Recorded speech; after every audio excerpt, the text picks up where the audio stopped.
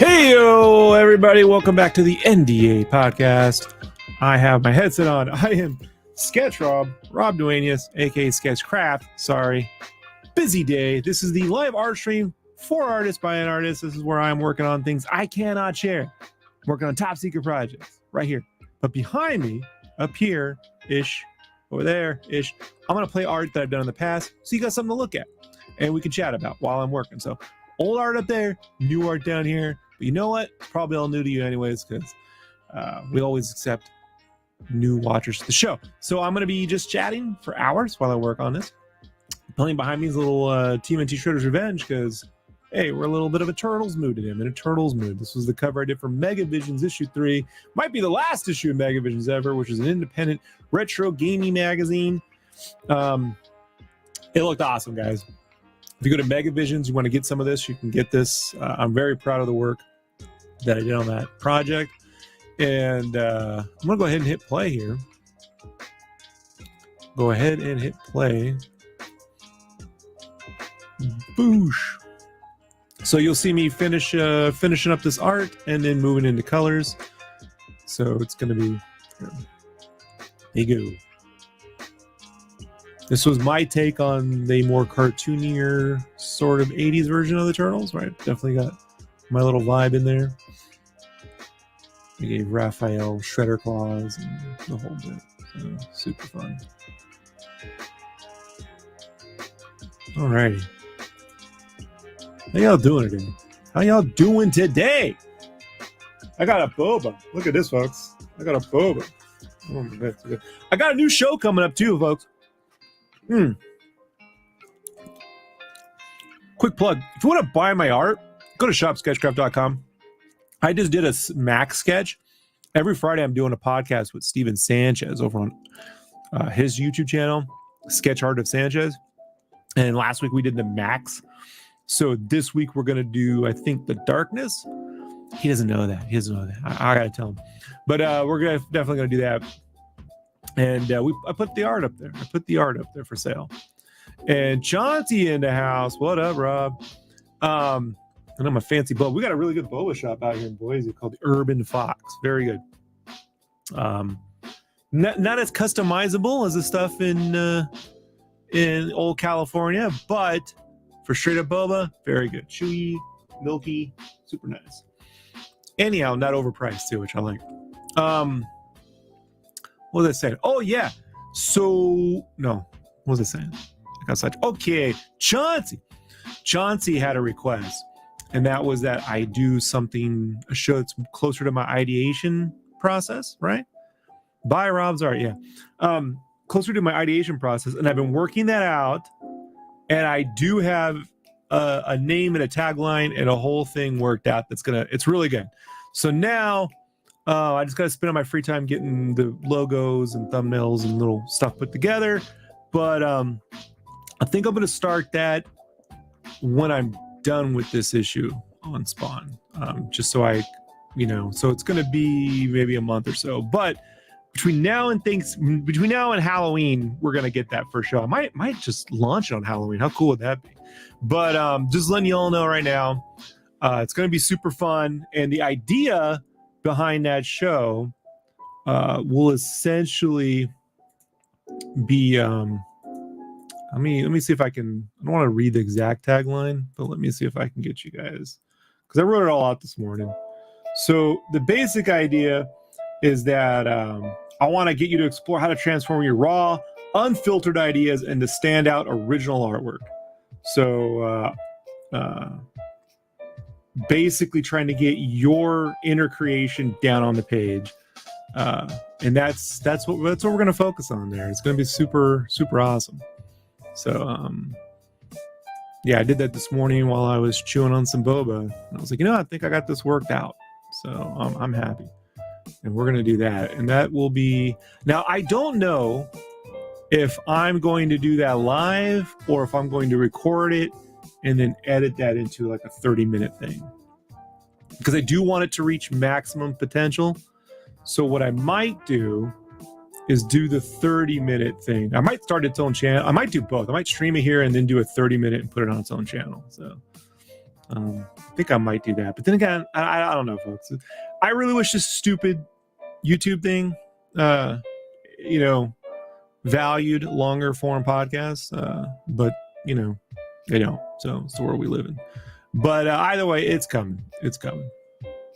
So I might get those even down to 15-minute versions. I don't know. We'll see. But I want it to be basically something you can turn on. I think 15 minutes might even be a better idea. You could turn on and get inspired to get moving, inspired to get moving. Not just you, but me. Specifically, when I don't feel like drawing, I could turn it on and motivate myself. That's how I roll.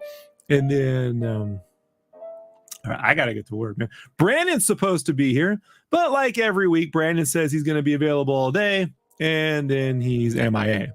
So, he's like that guy who says, I got stamina for all night. Doesn't happen, right? Doesn't happen. So feel free to leave comments in the comment box, and I will comment with you.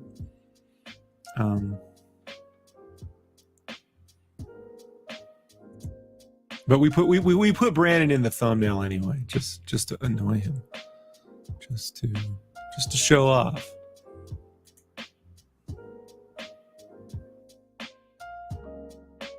All right, let's go to.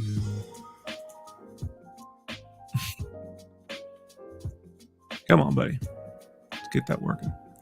Self-motivation, motivate. All right, let's see here. Let's come here. Minimize that. Righty. Nope. All good. Trick says, was just watching the sketch off show, by the way. Thank you for the shout out, brother. Yeah. Sketch versus Sketchcraft. Just post that video live. So if you want to see last week's Sketch versus Sketchcraft, go check that out. You know me, man. I always promote. Let's see. Always be promoting. Always be promoting. All right. Let's see. That's great. Close. Hit play.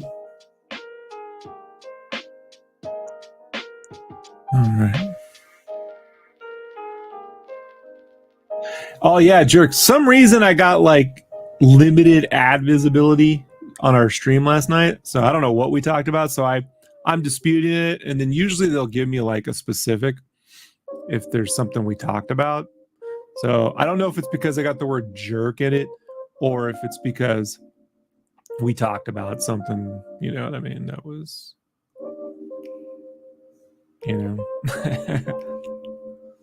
I don't know. We'll find out, man. We'll find out. This was my, I gave him a little bit of that Yonan Vasquez. By the way, I didn't invent the idea of a Yonan Vasquez TMNT thing. This is my shout out to a really great short that Nickelodeon produced with Yonan Vasquez called Donnie versus Raph. And if you haven't seen Donnie versus Raph, in my opinion, it's the best Turtles anything since the original movie. I like it more than Mutant Mayhem. It's brilliant. It's my favorite Turtles since the original movie. So go check out Donnie versus Raph. It's short, but man, it packs a punch. So good. No. It's never you, man. Because we've never gotten flagged before. We've talked about I don't know. So we've talked about weirder stuff. It's not been an issue. So I don't know. We'll see. Sometimes I curse too much, so it happens too. Chauncey says, check out the Batman Ninja cartoon you talked about on the stream. Oh yeah, awesome. Yeah, I know. If you say Batman Ninja, people are going to see that CGI thing, and that's not what it is. It's something else. I always forget the name, man. Because it's actually like a kung fu Batman. Whoa.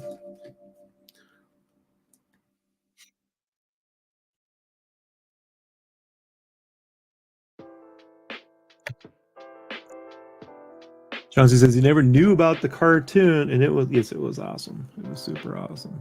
He turns into bats like Spawn. Super awesome. and just excellent. It has, this is like my thing, like the new Turtles cartoon is good, but there's so many fights, they're doing really limited like animation, and I'm like, if you do half the fights and up the frames of animation, I think this would be a better show. And that Batman bit is what I mean. Memorable fights, but they don't overstay their welcome.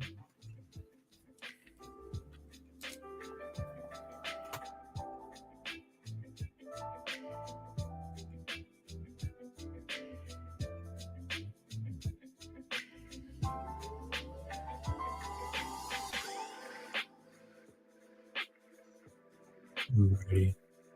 Where is this? Start recording.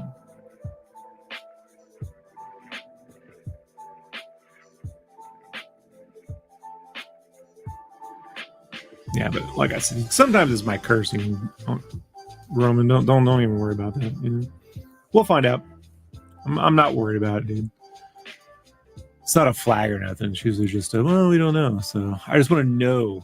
You know, sometimes it gets it wrong. I've disputed it, and it's been actually we were, you know. So yeah, it ain't. Yeah, it's.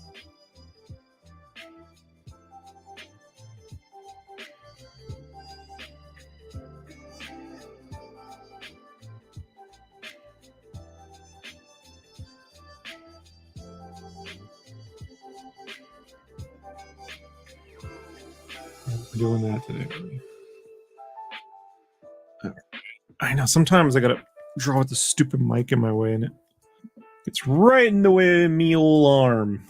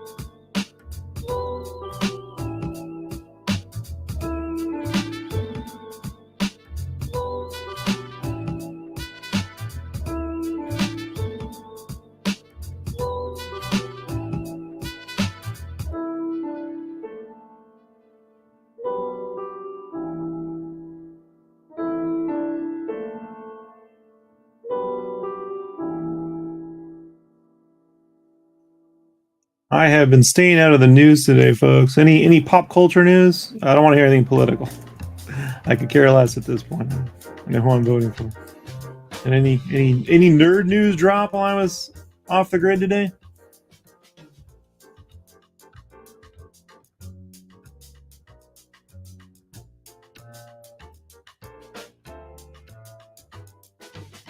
No.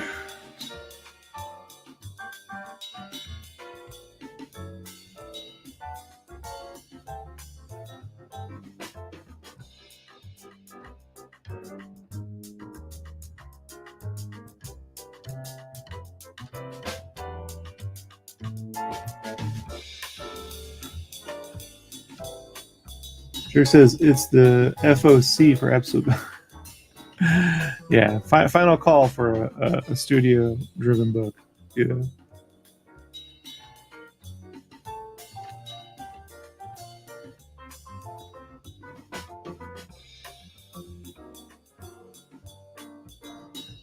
More does to the guy who drew. Oh, that I saw that the other day. That was like a couple days ago. Yeah. I was a huge fan of that book. You know? I was hoping they would have turned that into a series, actually. You know, Blade Runner Buffy, you know, essentially.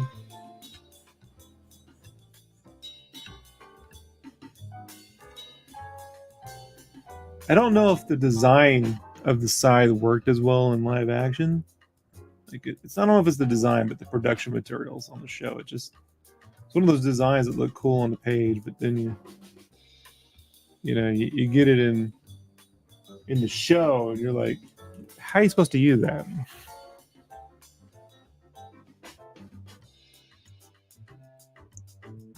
Just says he liked Frey. Yeah, 100%. Yeah, I hope when she showed up back later, they would do something.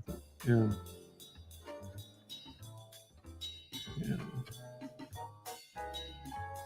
I was kind of hoping they would have turned Frey into like a Cable character who went back in time and then appears in season 7 to help Buffy and then prevent the future, you know?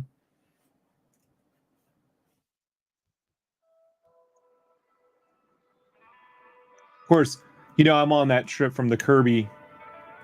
Last night, Uncle Jerk and I were talking about Turtles, and originally in Turtles 3, Kevin Eastman had concepted a new turtle called Kirby, obviously named after Jack Kirby.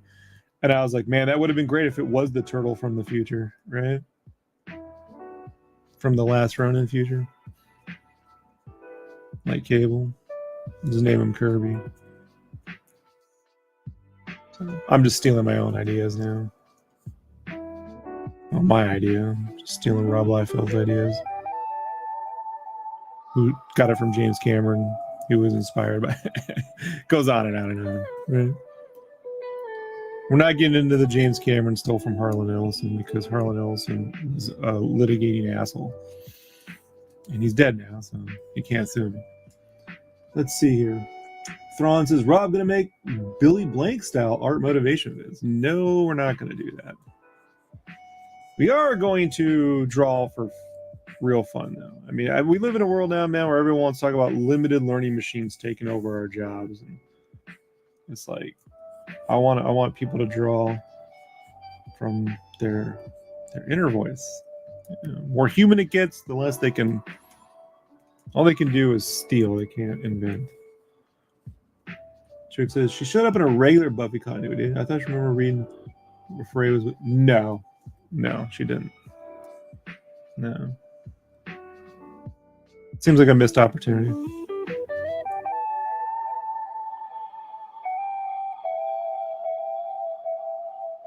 I mean, not in the show, unless that was like in a novel or something, or like in one of like the season 8 or 9 or whatever they did. I don't know. I tried reading that and I didn't. You know. Trick says, "Well, that's what happens when people keep stealing your work and then bragging about it in interviews, man. I mean, Harlan was a dick." No, I don't think he stole shit.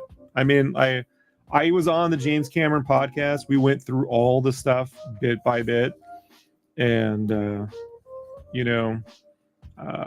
even I was like giving Harlan Ellison the benefit of the doubt. I'm not like a James Cameron simp, you know. But the more I looked into it, the more I realized, oh, that's how he made his side money. Probably because, as talented as Harlan Ellison was, he was like an unworkable. He was so impossible to work with. I mean, you know, he lasted at Disney for like an hour.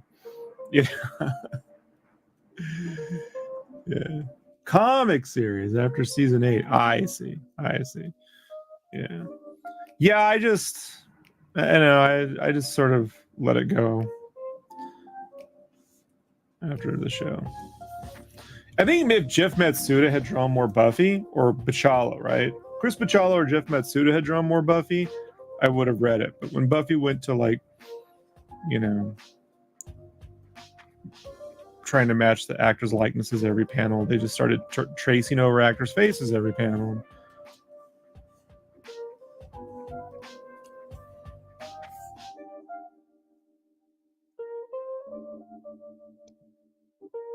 But that might be fun to go through sometime, Jerk. I'll like bust open when I'm not like busy drawing. We'll do a stream, you know.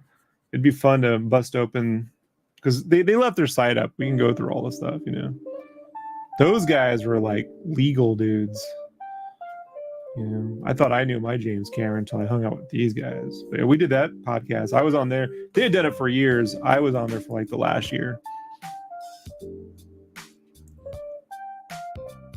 Only Star Wars news is Lando talk, which is no talk. He can say he wants to do something all he wants, but you know, I'll believe it when it happens, and even then, like no one. I don't know, man. I don't believe in it. I don't believe in a Lando movie. I love the guy. I think he's super talented, but Star Wars needs one storyline to follow right now, not multiple timelines. That's what Star Wars needs. And I've said it for years. Just couldn't imagine, you know. It's just they need to simplify it down and stick with something. Okay.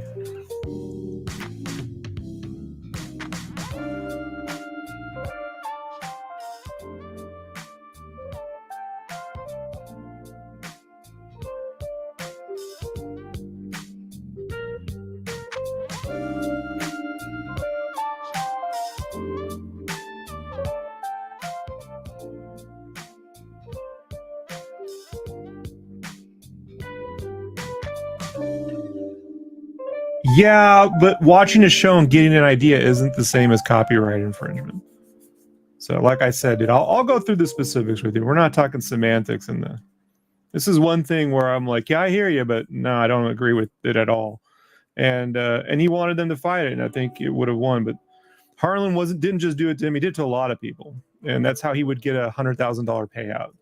You know, so and then people get to go around on the internet saying that he stole the idea. You know, if that's enough for copyright infringement, then George Lucas owes Akira Kurosawa or whatever films for the Hidden Fortress. You know, period. Or he owns the Buck Rogers estate, Flash Gordon or whatever, a truckload of money. You know, and he certainly owes Marvel something for Doctor Doom if that's the case. So.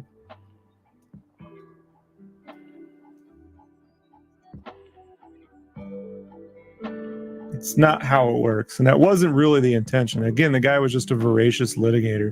What do you call that? Like Trumpy, you know? Like he just he knew he could plow his way through there, and if anyone complained, he'd sue them too. Like, so I'm not denying the man's talent. I'm arguing his bullshit ethics. You know? He'd owe Kirby for the Darth Vader 100%, you know, and for using the term dark side. Or there's even a straight dark side. What story where there's stormtroopers? It literally is of like he even admitted to reading all those comics, man. You know, so that's not how it works. You know.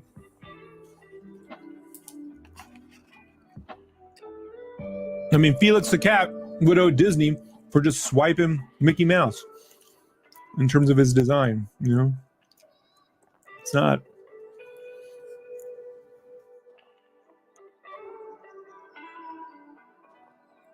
But like I said, dude, it's an unfair conversation right now because I'm the only one with the voice. So we'll go through it. It'll be fun. It'll be fun. Oh, we will. We will. We will.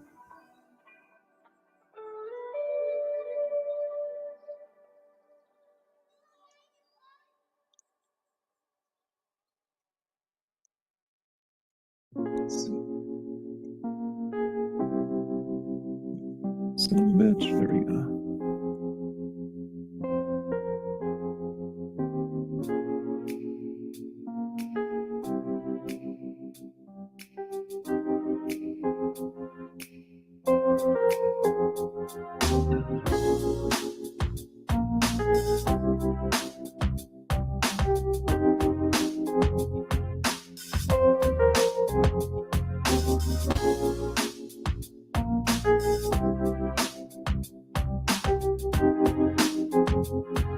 Oh, I think Brandon's here.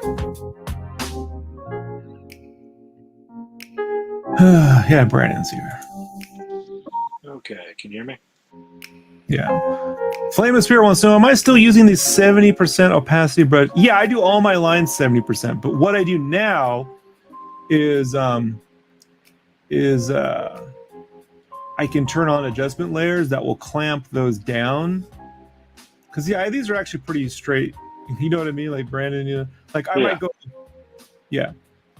I could clamp this down or go one extra cleanup pass with the, you know, but I could clamp this down and then over that do the ink cleanup, and you really can't tell the difference. That's cool. Yeah.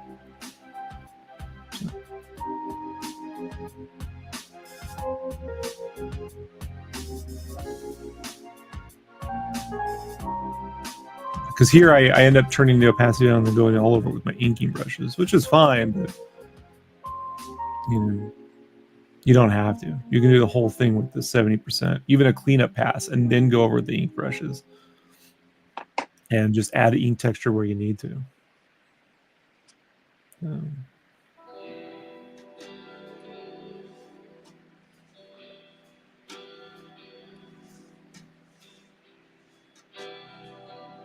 That's what I'm doing right now. But you're talking to Brandon. You're a real. Sorry, I'm just. Hey everybody, it's me, Mighty James Art. Hey, how's it going? Sorry, I'm just setting everything up, so I was just getting all my stuff ready, so I'm not making any noise, because that will drive you crazy. So I was like, well, I better get all my stuff. You don't want to do the Brandon shuffle? No, I do not. Definitely do not want to annoy you first thing as I get on the stream here. All right. Okay. I could probably be on for a good hour and 20 minutes. Oh, you said you could be on all day. Yeah, I forgot. Remember? I'm gonna be there all day, man. Just nothing to do. And then life happened, and so I went to go get my prescription again. You want to guess if it was actually ready? You want to? Yeah, let me guess. It wasn't ready. It was not. Again, it was not ready. So finally, I'm just like, they're like, oh, do you want to come back? I was like, no. Can I just like stand here and wait? Because she's like, well, it's on the line here. I'm like, what does that mean? She goes, well, it's just sitting right there. And I go, you just hand it to me? Like, do you have to put it in a like actual bag? And she's like, well, yeah, we have to because of what it is. And I'm like, okay. She's like, do you want to come back? I was like, no, I did that 3 hours ago when you guys said it'd be done in an hour. And she's like, oh, okay. And I'm like, I'll stand right here. And then like she just looked at me, and then she's like, I'll be right back. And then she went and just put it in a bag, just like that. And I got it. And then I went to where I got to go to get my shot. And then I was like, yeah, like, ugh. Good times. So anyways, yeah. Medical stuff is fun. Yeah. So that's what we're all here for, Brandon. The Brandon Show. Yeah. Well, as soon as you get old, Rob, you'll understand what it's like to have medical issues. But you don't, because for some reason you are invulnerable to anything and everything. Especially your sarcasm. Passive aggressive, snipey comments. I am never passive aggressive or sarcastic, sir. That is not in my wheelhouse. That does not sound like me. And in fact, I won't stand for those kind of lies on your stream. You're standing? I am a sweetheart. No, I'm too lazy for that. I would say Brandon doesn't stand. I am incredibly lazy for how active of a person I am. I know. That's why I was trying to tell people. Like, I'm being sarcastic. Stand. Brandon stands now? No. Yeah, no. I am. I somehow have managed to balance being incredibly lazy yet productive. It's like a superpower, almost. That's CEO energy right there, Brandon. Right. I wish. You know what I mean? You're on your way. Now, right? Jerk says, oh, they started screening the new Hellboy movie overseas a week ago or so, but a lot of positive posts about it. Really hoping it doesn't suck. Oh, it will. I mean, not to burst your bubble there. Did they give it a 10-minute standing ovation like BVS? Remember that one, Brandon? Yeah. 10-minute standing ovation. I mean, listen, I want it. I want to have a badass new Hellboy movie. I just don't think this one's gonna be it. I don't care how good it is. I don't want a live action Hellboy movie. Something about Hellboy, I don't know. The art, is always like impressed. I've never wanted live action Hellboy. Give me stop motion, give me animated. Yeah. I have no interest in this. Like, I prefer Mignola's drawn Dracula to the live action version. So fair. Jerk says, no, they said it was a good made-for-TV movie that stayed true to the story, but the visuals were a little... Yeah. Made-for-TV. Over and under, it's as good as the Witchblade TV show, right? Oh, wow. Oh, wow. Wow. Remember that one? What's it? Yeah. What was her name? It was like Chance or Blakely or some weird shit like that. Yeah. Who dig up her name? I forget. All right, let's see. Which Blade. Butler Yancey, some shit like that. Yancey Butler. Yep. There you go. See? I got close. Yancey Butler. There you go, Yancey Butler. It was like coolest name ever or too random for people to remember at that time period. I don't know. We'll see. Yeah. So, but yeah, I that's the one where I was like, I always thought Mike Turner drew her like Denise Richards, and they found someone that, just wrong casting. Yeah. Let's just put it that way.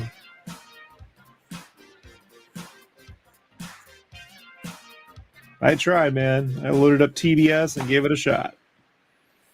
I bought excuse me. Oh goodness.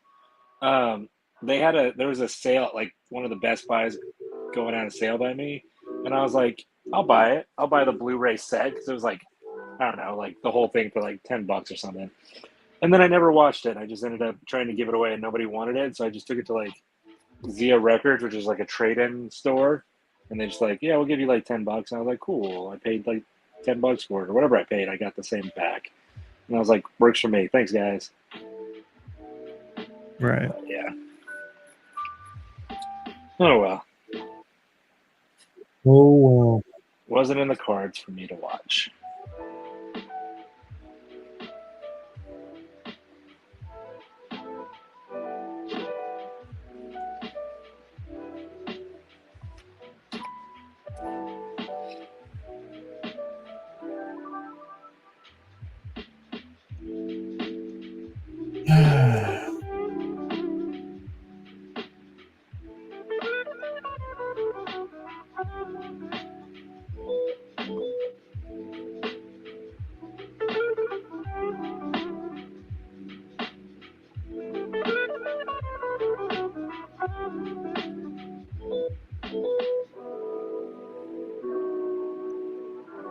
Drew says that's the best case scenario with that show. No money in and no time wasted. You look like Denise Richards smoked about 4 packs a day. She should have been on Babylon 5, right? Like a grizzled or Deep Space Nine. She feel like a grizzled police captain. Like I'm all for that, but honestly, if she had played Sarah Connor, like in a TV show, I could have bought that too. Yeah. But it's like The Darkness and Witchblade were fashion magazines. You know what I mean? In a way, like Silvestri went all in on the high fashion, Corvettes, McLaren, blah, blah, Lamborghinis, Gucci. And it was like trying to be like the design of the gauntlet alone was like medieval looking. It's like, no. No, guys. No. No. Yeah. So it's like missing the point here, folks. Missing the point. Yeah.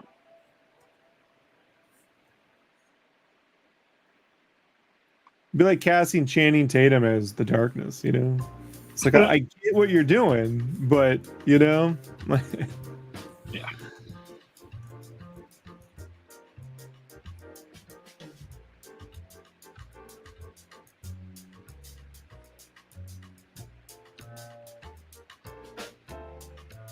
Or the Max. Yeah. Or casting Channing Tatum as the Max, right? I know. You say that, but I know, live action Max. Do not it might want happen. You never Do know. not want it, Sam I am. Do not want Max. Live action. Do not want it.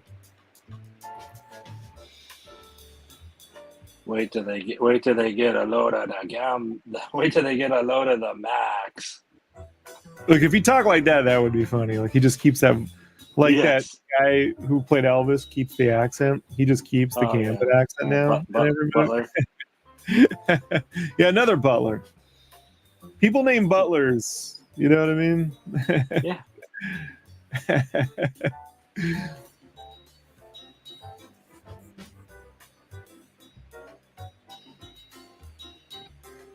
The name Remy Labo. Also, that's not me making fun of the accent he had.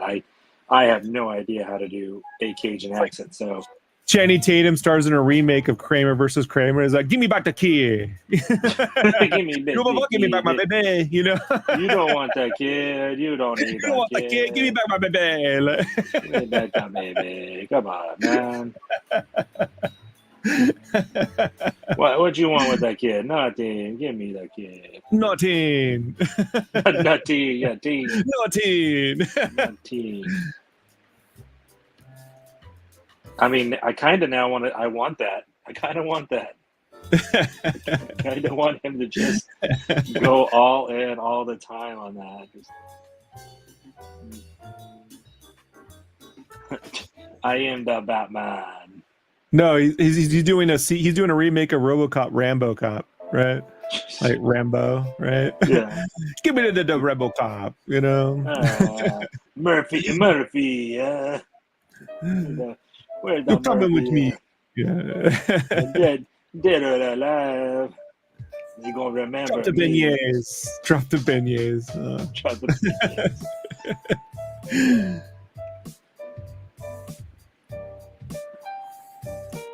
Man, I really want that now. Like I really. Chauncey Listen, wrote I'm Max about to make a name for himself. Yeah, one word. I'm a very anti-AI, but you know, if someone could AI Channing Tatum as Gambit into everything else, then we might have. Channing Tatum might be able to swing me. Remake of A Few Good Men. You not kind of handle the truth. You know, yeah, the truth is something you cannot handle. You kind of handle the truth, mon cher. They gonna remember the truth today. Yeah. That's so stupid. That's so dumb. You kind of handle the truth when it pop out your daddy's dick, you know? Like, Yeah. like what? Excuse me, sir. What did you say? Huh, sir? This is Wendy's. Like, Trick says my dinner with Andre now starring Channing Tatum and Channing Tatum. Yeah, I like that. Yeah.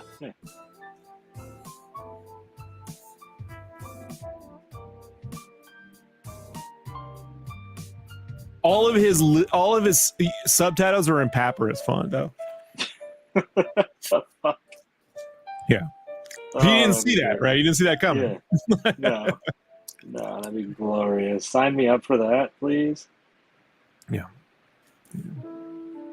Papyrus.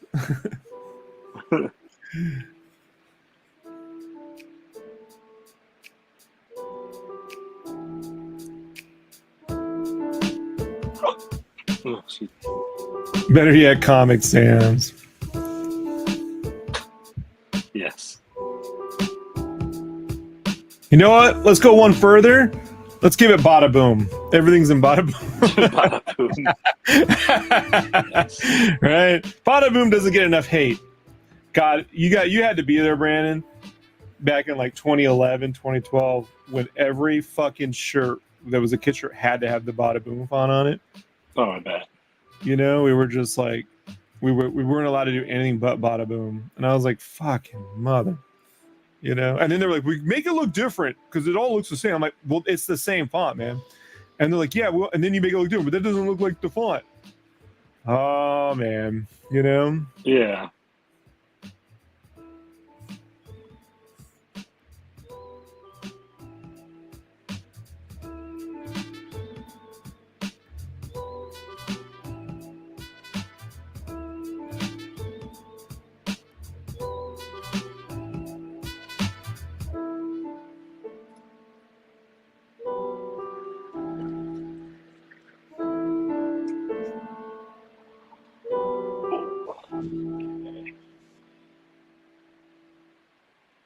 I just noticed you got the TMNT Turtles in Time playing behind you. No, it's Shredder's Revenge, actually. Is it? I can't. Okay, I'm on my phone, so I it's a know little hard to see. Trust me, I know what's playing behind me. Do you? Yeah, You? I know. I know. I know. You know. All right. I'll trust you this one time, despite all the things telling me not to. Just like you were going to be available all day, but now you're going to a Chromeo concert. Yeah, I forgot. You know, there's this thing called a calendar app on your phone. I have it on my calendar. I just, you know, it's just one of those. It's just one of those. It's one of those. You know, I had the 4-day event, and then today is my only day off, and then I thought you were back to normal schedule starting Monday. I thought you were back to like it's going to be available every night. Oh, not Tuesdays and Thursdays, but no, I'll hop on at night. Guys, I need to start recording Brandon when he says me this shit, you know, so you all can hear him. I can play. I wish, and I'm gonna have to live stream how often my work changes everything. So like, it's never. It's whatever. That's why I keep telling you, stop telling me you're available when you know you're not going to be available. You know. I keep thinking I will be. Yeah. That's my problem. Keep thinking I will be.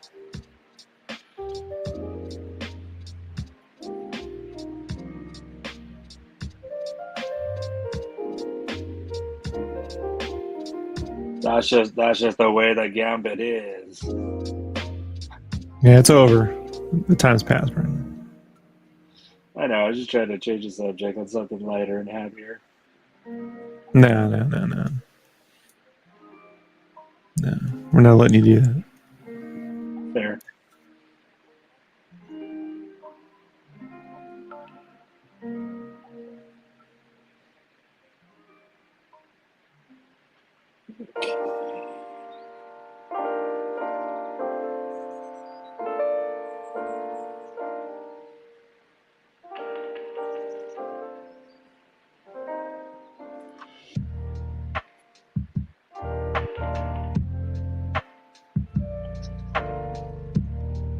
No, see this. Holding on to hope is a good thing, mon ami.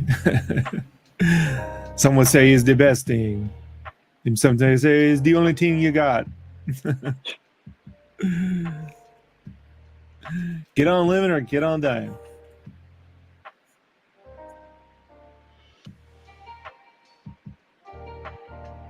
What was the first concert you remember going to, Rob?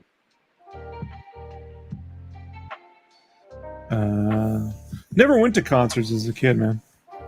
So the first concert I went to was the Kenny Wayne Shepherd band when I came back to the States from Germany. The Kenny Wayne Shepherd band. Yeah. What is that? Who is that? What kind of... Kenny Wayne Shepherd and his band. The right. first albums. Saying his name again doesn't tell me who he is. Oh, yeah. He was sort of the prodigal, like, son to Stevie Ray Vaughan at the time. He was actually playing with Double Trouble in the band and stuff. And he had a lead singer called Noah who had this great voice. People thought Kenny was like the only face of the band because he was the guitar player. It was brilliant. And then after the third album, he was like, I got to be known for singing. So he took up singing, and it's fine, but it's like Lenny Kravitz-y. It's not my thing. So I like Noah's voice. New Stevie Ray Vaughan. Yeah, he's still making stuff, man, but it's like, every now and then, Noah's come back and they put out some singles and stuff, but I think Kenny kind of sabotaged it when he tried to go solo, and I mean, he wants to sing, but it's like it just didn't have that oomph, Mm-hmm. So yeah. Well, that's a shame.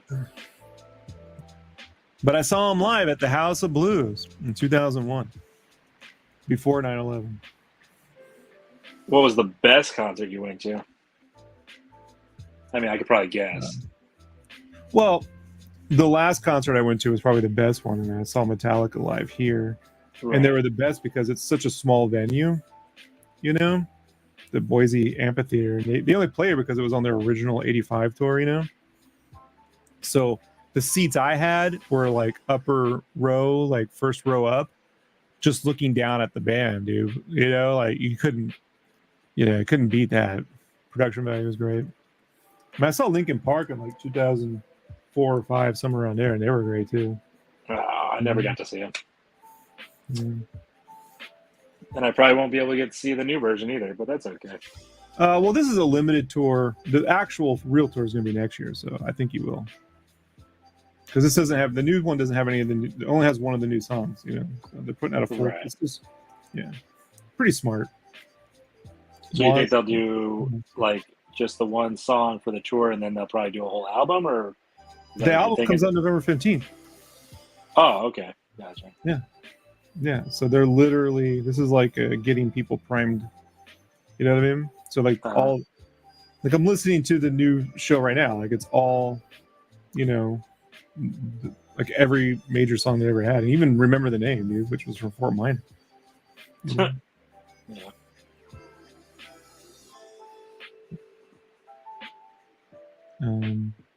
But I never really went to a lot of concerts, so I've been to maybe a handful. Some of them I went to like on dates, when I was dating 20 years ago. So like it took me to a Shinedown concert, Oh wow. Yeah, Shinedown. That's random. Mm-hmm. One I went to, and it turned out to be a Christian concert, but I didn't realize it till halfway through. Because they were like singing rock that was like, I'm like, are these Christian lyrics? I had to like think for a second I could just dawn on me. And I looked around, and I saw some of the Harvest Festival show. I'm like, am I at a Christian concert? I looked at her. I'm like, was indeed at a Christian concert. You love Jesus? And she's like, Jesus is my savior. I'm like, all right. We're going home. And we'll let you finish this concert, and I'm taking you home. We're done. You got to tell me we're going to a religious event. I won't waste your time. You can't hoodwink me into that, Right. Well, I mean, at least you stayed for the concert. You didn't just dip out. Yeah, well, I'm not a dick, But I mean, I wouldn't got a punch, They didn't have drinks there. Oh, I'm sure. You drank the Kool-Aid? Of course. I drank the Kool-Aid. I did. At least you were a gentleman and up front. You didn't just try to get what you could and get out, if you know what I mean. You were a nice guy, Rob. Yeah, I'd like to see Mark Rebier live. That I would like to do. That'd be a good one. Yeah.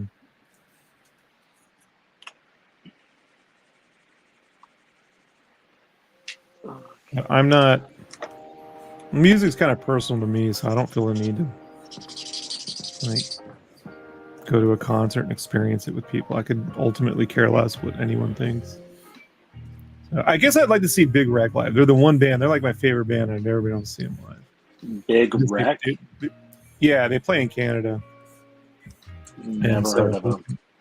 I know, Brandon. It's not Doja Bunny or the shit you listen to. Doja Bunny?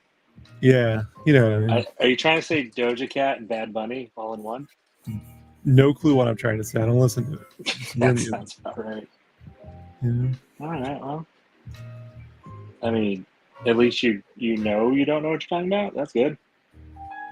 Yeah, I couldn't speak to it. It's not my thing. It's too smart for me. Don't worry, I'll get you into Chapel Roan soon enough. Nah, she'll just throw things at me. Which I appreciate her mentality on that. I'm like, that's right. Yeah, she totally was. The paparazzi killed the Princess Di. Never properly dealt with them. Exactly. No complaints from me on that take. Yeah. Good. Not my music. Not my music. The fans of her will appreciate your outlook on it. Oh yeah, they're gonna really care what a 45-year-old Gen Xer thinks. They will. They'll care so much, Rob. I'll let them know for you. As a millennial, I'll let them know for you. Millennial pushing 40. I am a millennial, and I am pushing 40. You are correct, sir. Mm-hmm. Why are you throwing shade? Calm down over there. Because you were late. I wasn't late. Life got in the way. Yeah.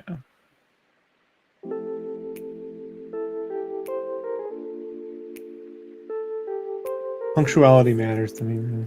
You know this. You sound like my girlfriend. I show up to meetings sometimes an hour early, just so I'm not late. Wow. I take it seriously.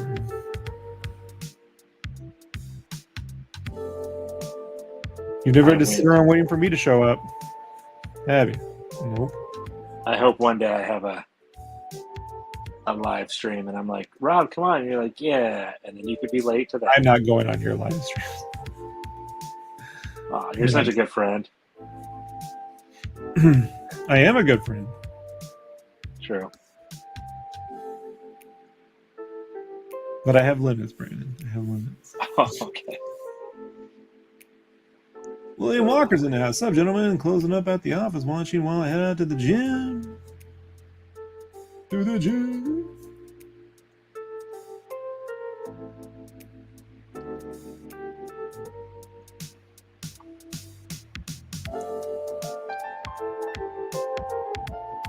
I think I could get you on my live stream, Rob. I think you would do it. At least one time. You couldn't get yourself on your live stream when you had a Twitch channel, Brandon. What makes you think you're going to get me on? I mean, you're not wrong. I know I'm not wrong. Who used to check? We had a guy, I always forget, dude. We had a regular who would check in on you. Was it Mario? It was Mario. It was Mario who'd check in and give me an update on Brandon's stream. I'm glad you got eyes on me. Yeah, I got eyes on you, Brandon. Thanks.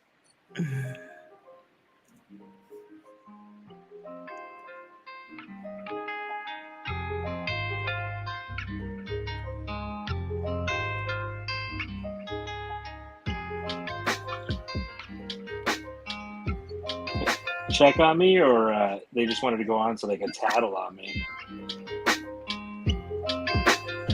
What's the difference? Not much. Yeah.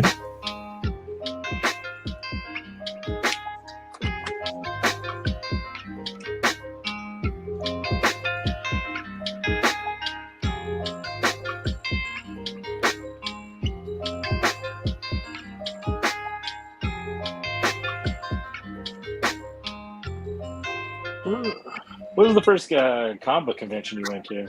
Because we're talking about first. 1992 San Diego Comic-Con. Is that the one where you laughed in Lightfield's face? No, that Whose was face the did you laugh at? 1996 Comic Con. Oh, okay. Well, 1992 is when Image launched. I was super excited. I Right. didn't laugh in Liefeld's face. I laughed in Bob Harris's face. There we go. I was trying to figure out which one. A lot of those stories you tell me, they kind of blur together now that I'm so old. Right. Yeah. Can we get testosterone shots for your brain? Oh. No. Oh. No. I wish. Trust me. I wish. I mean, I'd still be late for them, but you know what I mean. Yeah, so I got to see the launch of Image Comics. I also got to see the first episode of the Batman animated series before anyone else. It was just playing on a loop on a TV at the DC. DC didn't have a booth. They had like a strip of tables down on aisle, you know? Uh-huh. And it was just playing on a TV. It was the Man-Bat episode. Oh, shit. That's cool. Yeah. So I just sat there watching it like 3 times. Killed an hour, hour and a half. Met Bob Kane. I got a photo of that. Oh, yeah, I've seen that photo. Yeah, met Kevin Eastman. He was there. I got all the stuff out the way, first comrade. Yeah. Right. Yeah.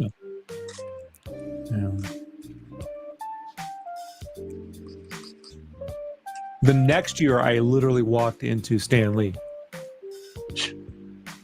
Like, I walked into him. DC had just set up a booth. And that year, in the 93, that was like this open, it was a square with these 4 pillars. And it was open, so I was cutting through it. And Stan Lee was cutting through it too. And I wasn't looking, walked right into him. Did he yell Excelsior? I didn't know Bob Kane. I didn't know the whole thing at the time, man. I thought Bob Kane created Batman. I didn't know anything about the stories. So, no. I didn't know about Bill Finger, none of that shit. So. But I still have the comic. I had him sign my Legends of the Dark Knight issue on the pink cover.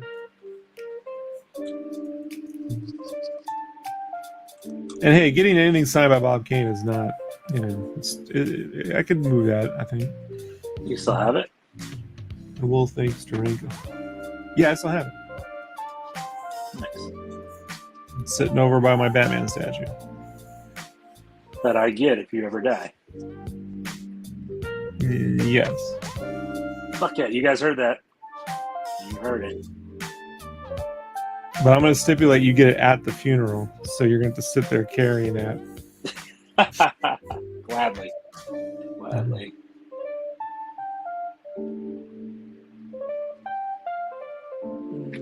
And that episode 1 of Batman on Leather Wings. Yeah, it was playing there. It's just a small little 13-inch or 15-inch television, CRT, just playing on a loop. One guy would pull out the tape, rewind it, put it back in for me. You know, it really wasn't a big deal. But I was like, this is awesome. And it didn't look, I was like, it kind of looks like the old Fleischer cartoons. I didn't expect that. I thought they were going to go with something that matched the movies a little bit more, you know? So I was a little, first I was like, I don't know. But then I watched them, like, oh, this is very good. You know, so I was fine with it. That was my thought at the time.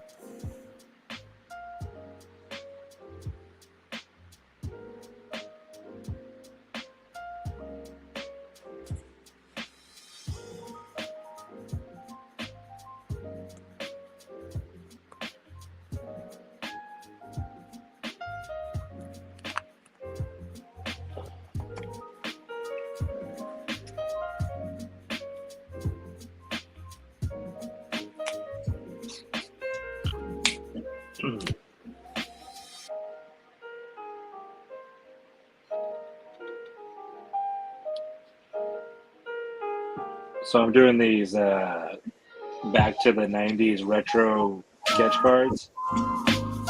When I say 90s, what characters pop in your head automatically? Your favorite 90s characters? Nomad, Nightman, Prime, what? Yeah, I mean, you could go all the above. Solar, Man of the Atom. I mean, technically a 60s character, but Turok the Dinosaur Hunter. Nice choices. Night Yeah. Watch.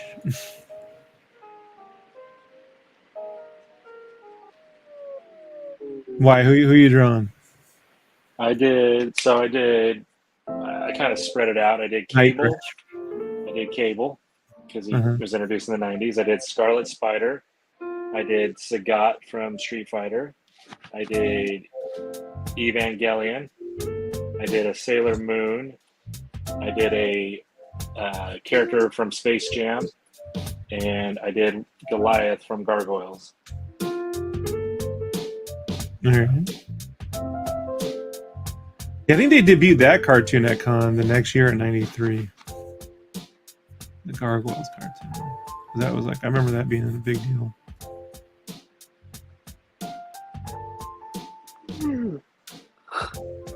Excuse me. I wasn't at a panel. They would just have big posters and stuff. They used to get big posters at Comic Con, 24 by 36 posters. Damn. Now they're like, here's your poster, and it's 11 by 17. That's not right.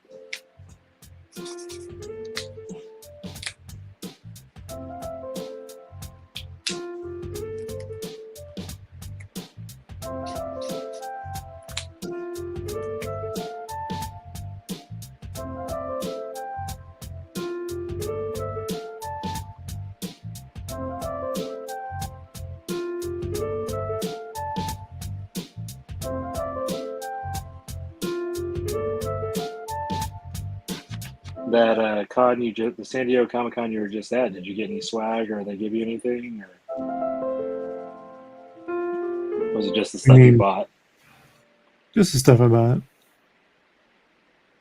The only thing they were handing out were those prints, but there was only 50 of them. I'm not taking, Yeah.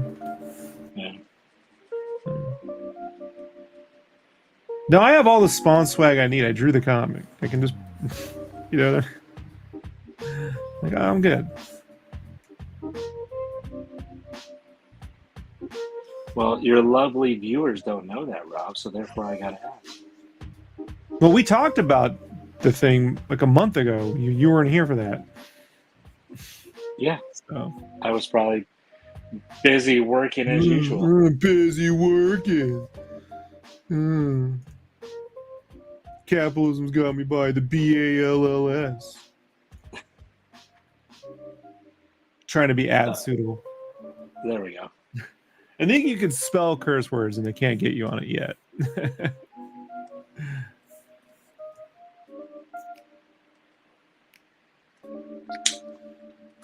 Yet. They will.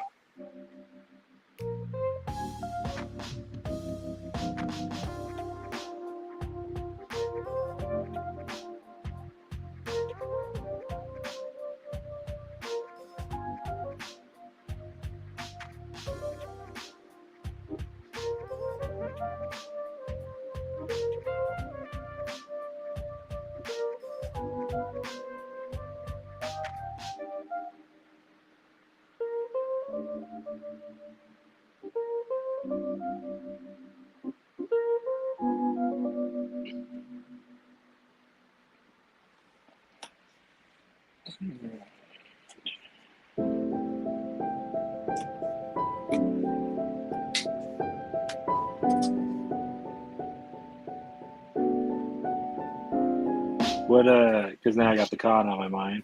What's one of the worst interactions you've had at a Comic Con with somebody? Well, I've already told that story. That was Tony Daniel. Oh, well, you missed one of the prints on eBay. Sorry about that. Other than Tony Daniel, Right.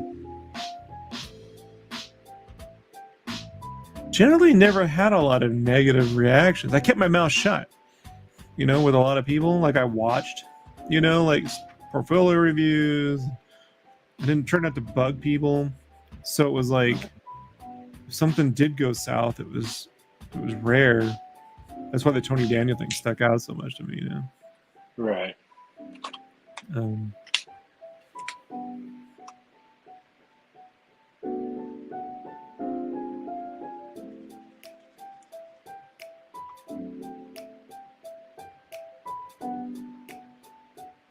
Yeah.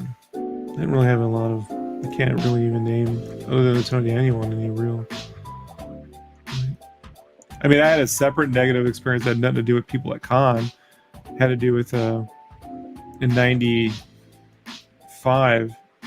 I took my girlfriend's cousin with me, you know, and because he wanted to go, he's a big artist.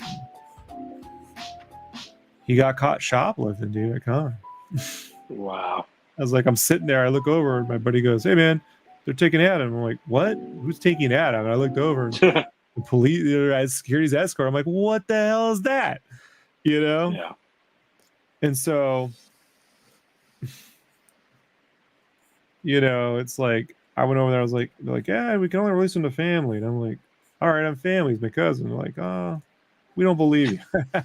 Parental guardian, you know. I was like, "Oh, he's a Rightfully family." so. Yeah. So I'm like, "All right, man." So then I had to call my girlfriend's family and go, "Hey, I got nothing to do with this. You know what I mean? I don't steal." So like, this is, you know.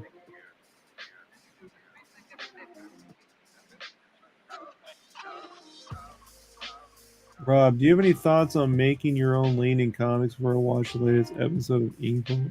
No, I don't have any thoughts on that. Good luck. I don't know how to make my own lane in comics because I'm drawing like 5 issues or something. Let's not get ahead of ourselves. You know, like, yeah, did I beat the odds? Sure, but you know what I mean. Like, For now. what are we talking about here? You know. I know most people would milk the shit out of it and be like, "Oh man, here's how you fuck up." Just chill out with all that, you know. Don't do what I do. What I do will not be successful for your career. True. You know, I think there are things I can share, like how to tap into ideas and develop things for yourself. So you can build those tool sets for yourself. Don't follow what I do. Like, that would be a bad idea. It's like, you ever thought about being blacklisted from a company? Then Yeah. For doing nothing, there you go. Hang out with me, you know.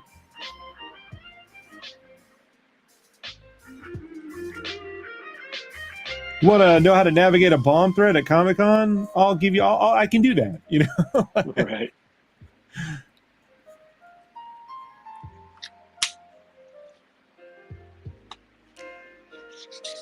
You know what I mean? Guys start doing interviews, and then they're like, "Here's my Patreon." It's like, I get all that, man. And then, you know, 6 months later, they're not doing it anymore. I mean, I got some guys I'm a fan of that in the last year, they were like, "Okay, I'm making the move to YouTube now. I'm going to be a YouTuber because I can't trust the industry." And then 6 months later, "I'm taking a break. It's too much work." I'm like, yeah, I know. You know, Right. My track record speaks for itself. I just stick around. As Teddy KGB would say in Rounders, can't get rid of him. always check.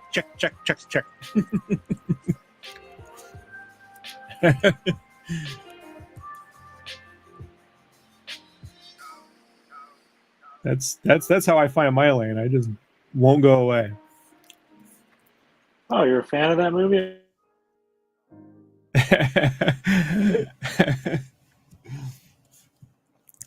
Randy, you want to tell me, people, how many times I watch Randers a year? Yeah.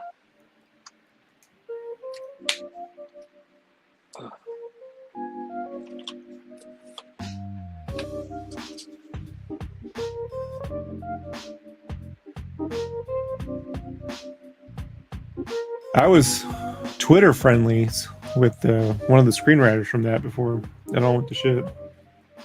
Huh. You know, like, he followed me because, like, I was just talking about Rounders one time on there, and I guess he got, you know, the notification. Someone mentioned Rounders, and I was like, yeah, man. Rounders is like, I go to sleep to Rounders. I put it on. Brandon's he's seen it. So there's no shit. Yeah, we watched. You had it on loop when we were working on stuff for like 3 hours. Yeah, I just leave it on a loop. I just leave it on a loop. for 20 years. That's my madness, guys. Can you leave one movie on a loop for 20 years? Then you can hang out with Sketchcraft. See, I believe Roman can. Right. That's why we get along. But a lot of you cats out there ain't going to be able to handle it. Some people are all like, oh, sometimes I leave a song on a loop. I'm like, yeah. Not for 20 years, you don't.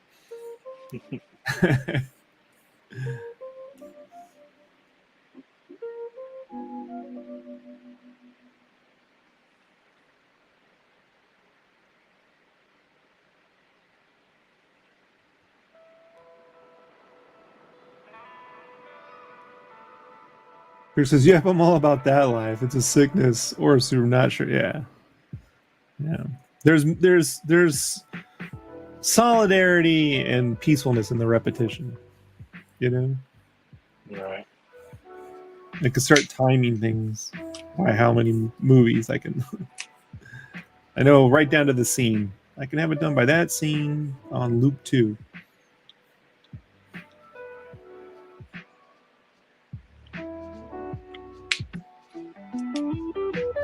Making your own lane in comics. Yeah, well, that all works until people fucking hate what you're doing. I've seen this before. He just does the same fucking thing over and over again. And why don't you make something new? You know, that happens to everyone. Oh yeah. Even if you find something that's good, then eventually you're gonna have to do something different. That's the question. You know, can you do that? And a lot of those legacy guys, you know, just they never were able to get past. Here's what I do. You know. Yeah. Like, well, you gotta have something else you do.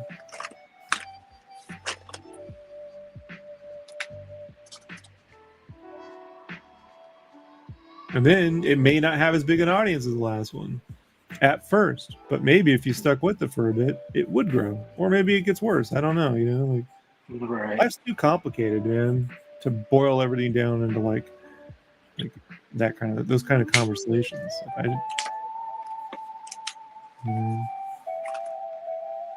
I know Steven and them would disagree with me, but I'm like, yeah, I don't care. Disagree with me. Right. So do the work and make sure you keep pushing. Sounds like an actual coherent and concise. Yeah. And adjust if it's not working out, you know? But adjust. This is where I say adjust, but don't react. So you can't say, okay, I guess what's selling now is fucking furries. So, you know, like, no, you don't have any interest in that, right? So now you're just selling out. What you have to do is go back and start to free form, draw in a way that something new comes out of your psyche. You know? Sometimes it's like, let me just start with the basic premise, something everyone can do, a prompt, a real easy fucking thing. Like Wizard School or some bullshit like that, right? Right. And then start to like free develop, free sketch, and start to free and take that to wherever your mind takes it to. Don't like try to force a paycheck out of your work, you know? Right.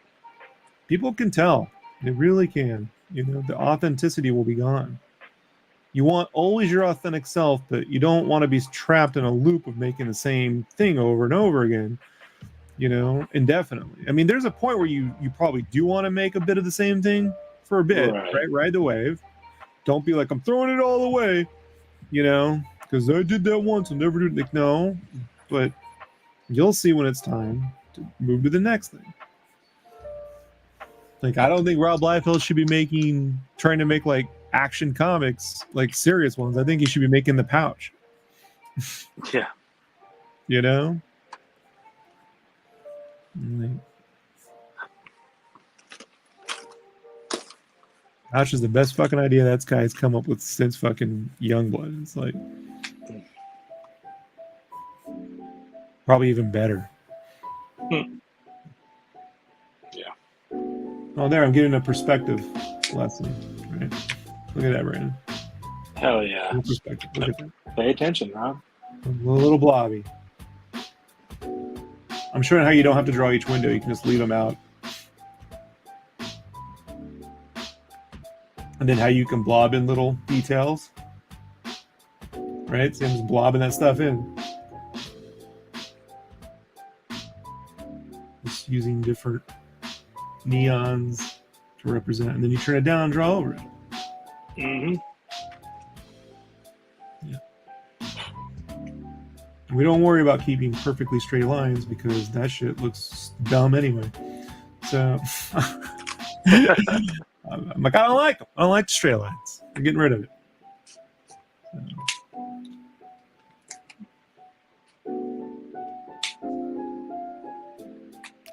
So that's what I'm doing there. So I'm just showing here's that to like another level.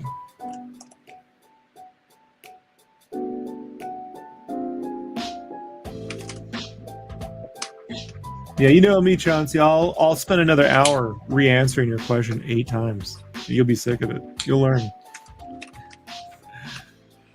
He will.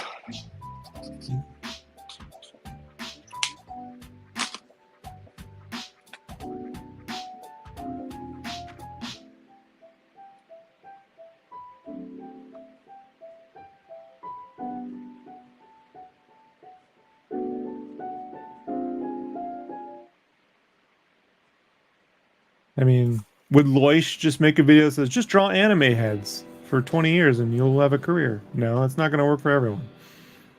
You know? Yeah, that's wild. Add painted fish. Add painted fish. That's all you have to do. You know? It's like, no, man. It's not all she's doing, but that's like, you know, like that's a thing that came from her mind. And if you were to just to copy that, you'd just look like a shill, you know? Right. This is, I'll be here. I won't contrast with green plant. Till the stream cuts out. Yeah. Ink pulp. Is that Steven or is that just a thing? What's ink pulp? Who's doing that? Ink pulp is an artist. That is it's Jim Mahfoud's best friend. Oh, okay. Oh yeah, all these guys want to be the Tony Robbins of artists. I stay away from it, man. Ink pulp is Sean Crystal. He, he's got a live stream that he does with Mahfoud, and they have other artists on, like was it Andy or Adam was just on there the other day. Find a way to launder millions of dollars with shitty overdrawn paintings. Like, that's my advice. That's the advice I want. I'm trying to figure that one out. How can I do oversized art that's not drawn that well and I can get someone to launder their money through me? Like, oh my god, I think I just flagged. I probably got flagged for saying that, right? Probably. Scalero. Yeah, you're not going to learn to draw like Scalero and Canetti. You're just not. Some of those guys have genius built into them, man. Like, when Scalero showed up in Italy, his first con, he won Best Artist of the Con. He's never not gotten, you know what I mean? Like, and Canetti was like the dude who scared Jim Lee at Wildstorm. You know? Eric Canetti's a fucking freak. And he's on the Ink Pulp podcast all the time. I'm like, be inspired, but that's not you need to find advice from a cat who had no talent and managed to survive. You know? Right. And I don't want to say who that might be, but it's like there are people who work their way into fucking, you know, amazingness. It's a discussion podcast. It's less into how to be there, more their personal experience. Well, that's good. If it's our personal experience, it's great. But I mean, it's like there's only so much personal experience I can learn from Frank Frazetta. You know what I mean? Like, right. And here's how you can kind of prove it. Like, you know, like when they first show up, if they're claimed to be one of the best ever, then that's someone to be inspired by. But I don't know how much you can learn from. Most of us have to like develop and hone, and some people do it faster than others. I mean, we had Tata on last night, and she, you know, she started hanging out with me, you know, and saying hi when she was like in high school, man. And now she's like as good as any of the Disney kind of illustrators out in Europe. You know, she's in Finland. Yeah. And I was like, man, dude, like she's come a long way. So like, she's someone to learn from. You know, she worked through it. So I hope she gets a full book out through one of those like bigger publishers like BD or who's the one that Barbucci goes through, you know what I mean? Alejandro Barbucci. She's got that one I don't know. Paulo says, I need the brushes. They're at my store at shopsketchcraft.com for $10. You can get all these brushes. They're all in there, my friend. Yeah, people like Eric Canetti, they remind me kind of like a Kim G? Yeah, where they're just like, they just pull from their brain these crazy dynamics, and you're just like, fuck you, man. Like, there is a way to tap into yours. Just don't expect the same results. You know what I mean? But expect your authentic result. That's actually the conversation I'm trying to lean toward on the new show, you know? right. Like, and it's really I'm selfish, guys. It's really so I can find a space to do it for myself. Because I kind of found a way to tap into my creativity when I was doing ideation for Crash 5. Somewhat on Crash 4, and then it kind of went away because they put me on generic stuff that, whatever, shit that needed to be done. But then when I came back to Crash 5, I was able to develop that technique. And then it went away when I went to Overwatch. And so, like, so I'm a little selfish and like I'd like to be able to make a regular show where I'm just doing that, so I always have room to do it, you know? Yeah. I don't get like swept up, and even when I'm into production mode on my own project or someone else's, I'll still have a space to do that. But it's to find a way to tap into how you will think, not what can I learn from Rob's to produce a similar result, you know? Yeah. I don't want anyone like trying to pretend to be someone else. I want them to find who they are, because I didn't really realize I was coming up with layouts and ideas that I couldn't have envisioned if I did it the same way that you see time and time again, you know. So, but that's a conversation I'm willing to spend. I don't know how many episodes I'll do.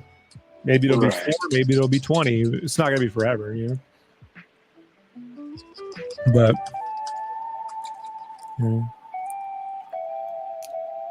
it also helps when you have something very specific you're trying to accomplish. And I mean very specific. Not, I want to be a good comic book artist. No. I'm talking about you want to draw a comic book about skateboarding, right? Set in this time period, or set like in medieval times, you know, or a skateboarder in the future who and I got like 6 pages, you know, of things to do. Like, you got to be a little bit more specific. You don't have to be too specific, because then you're not developing, but you want to definitely have a good specific tag. So one of the things I developed for myself on Crash 5 that I did on my own was it would be like with this phase called ideation, where any idea goes, you know, sort of to say. And so when I would do concepts, rather than trying to draw, like, Brandon, you know, when I ever say, hey, draw something, and then you get all stressed because you're trying to draw something and not create, what I would do is start to write out all the things I think about when I think about a subject, right? Yeah. And then I would start to write them down. First I typed them out, but then I started to write them down on paper in creative ways.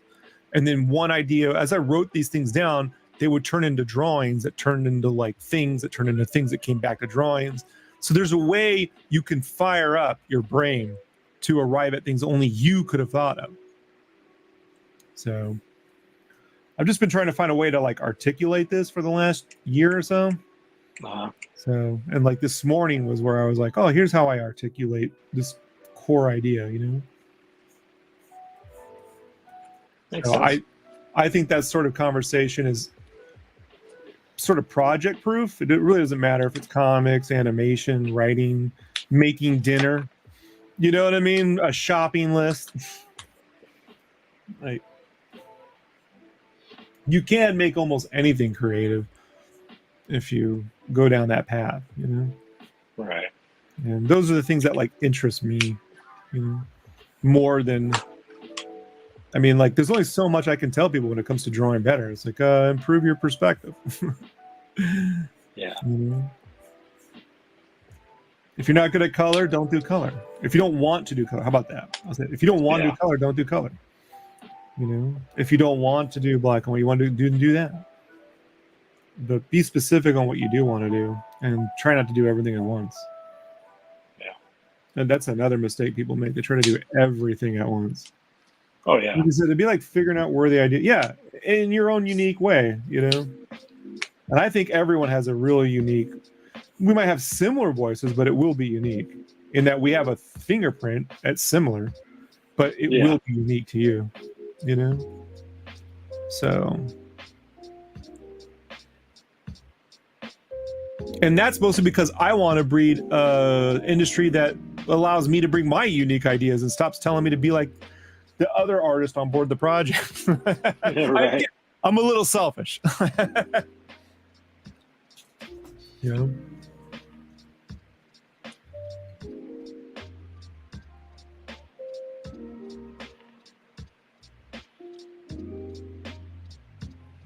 It's not all altruistic. I do have an agenda. But I'm honest. I tell you my agenda up front. My agenda is I'm getting tired of people telling me to be like other people. So I need to make a legion of followers that learn how to do it their own way. So we just slowly shift. Yeah.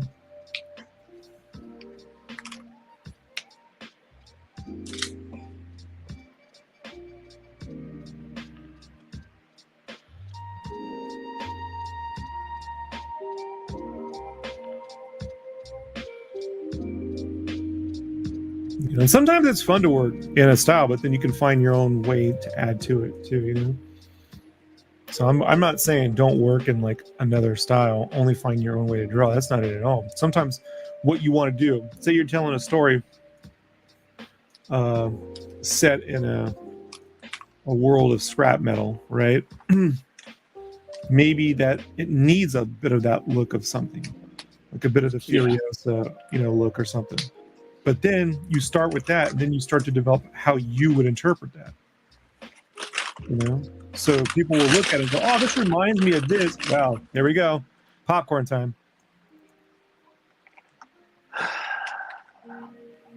You thought you'd get away with it, didn't you?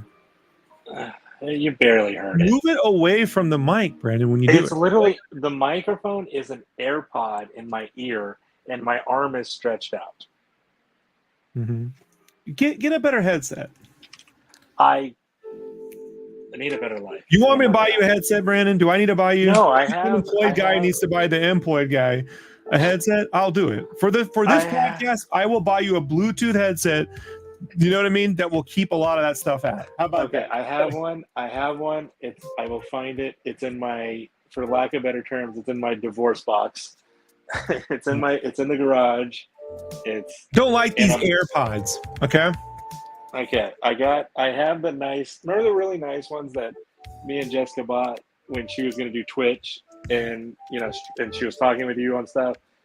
I have those ones. I'm pretty sure I took them. And we've been talking on this for years, and I've never had this problem with you. All of a sudden, it's a problem. You know, because I'm on my AirPods right now. Usually, I'm on that other. Never be on your AirPods ever again. Right? I'm going to start labeling this the AirPod free NDA podcast. I changed that little top line on the thumbnail every show, guys. Have you noticed that? Can it be the like anti-bitch podcast? Because you were complaining, you were bitching at me here. No, it blows my ear out. These guys can hear it. That's fine, but it blows my ear out when you do it. That's why I'm annoyed. So they can't hear it, just you. No, they can hear it. But I'm telling you, like, they're uncomfortable. It's not quite my concern. My concern is me. I don't like it. It's never been a problem before. I don't want it to be a problem ever again. Extend me the same courtesy I would extend to you, Brandon. If you said, "Hey, man, you won't even be on my cast." So because you don't. We have to have the conversation multiple times, Brandon. Like, if you ask me to not do something once, you don't have to ever worry about me doing it ever again. All right, because you know how I was raised. All right, so there you go. I treat you the way I want to be treated. Good Lord. Chauncey says Rob recognized the sound before his brain registered the noise. Yes. I want to just like the intrusive thoughts in me and the asshole that I am. I want to so badly just rummage. I want to dive in it like Scrooge McDuck and DuckTales, where he dives into the coins. That's how I want to dive into the markers right now, face first. Like, no worries about what will happen to me. Like, I want to break my neck how hard I want to jump into this marker bin just so you can hear that. Just hear that crumbling rumble. That would... And antagonize me. See where that goes for you. Because what's going to happen? What's going to happen is you're going to go through another life-altering event alone. All right? This time you won't be able to call Rob for fucking emotional support, or when you need help with the piece of art, you know, or when your car gets repo. I mean, you just name a million fucking scenarios I won't be there for. You know, I'm being so gentle. All because I asked you not to blow my ear out on my own podcast. You know what I mean? Like, that's it, Brandon. That's all I ask. That's a lot to ask. It's a lot to ask. I know. I know. I blame myself ultimately. Yeah. Oh yeah. Definitely. Yeah. It's definitely my fault. I did it this. Is your I fault. 100%. You sent me the link. Like, that's on you. Like, shame on me. Shame on me. Yes. So, anyways, what were we talking about? Before I blew your eardrums out? I don't remember, Brandon. Like, I'm still ringing, you know? Aww.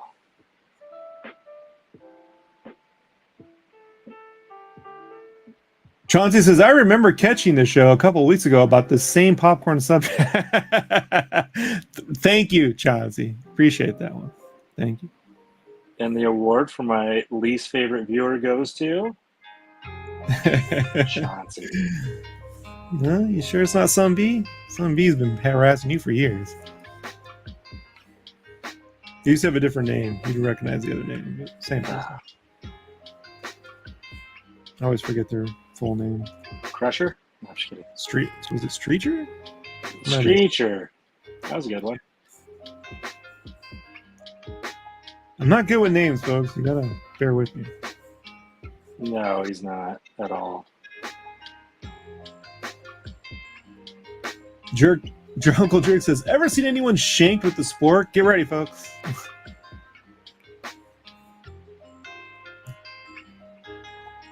Rob wouldn't fight. When it comes to physical violence, Brandon will win. But when it comes to emotional violence, you know, maybe don't pick on me.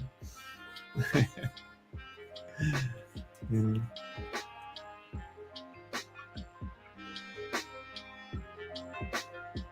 Brandon's gonna be like, I'm on a ledge, I need help, and I'm like, hey, it's okay, buddy, I'm there for it. Hey, hold on, and then I just start rummaging through shit, you know.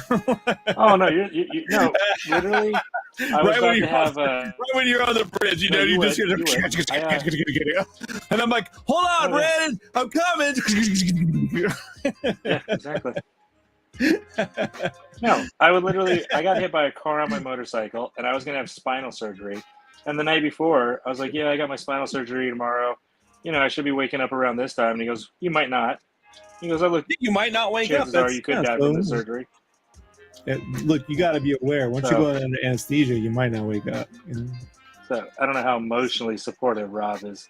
Well, they were supposed to inform you of that. Did they inform you that, you know, the dangers of anesthesia? Like, I've been under. I understand those risks, you know. So I was like, well, this is the last time we talk. You know? Right. Yes.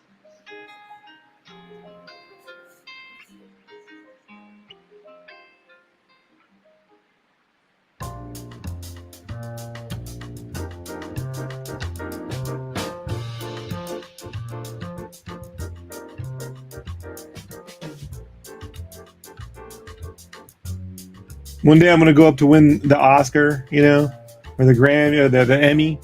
I'll go up there and I just want to thank, and then I'll just bring a box of markers and just rummage it. No, take a tinfoil. If you take tinfoil. Yeah. And I'll be sorry, I was on my iPods, everybody. Good night. Yeah, exactly.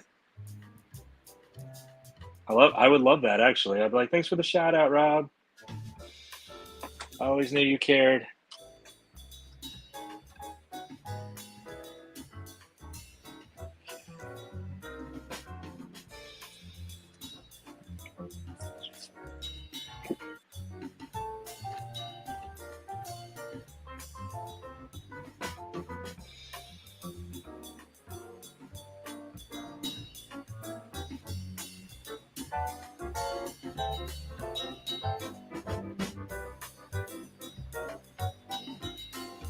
Got like lounge music playing or something. They're jamming out. Yeah,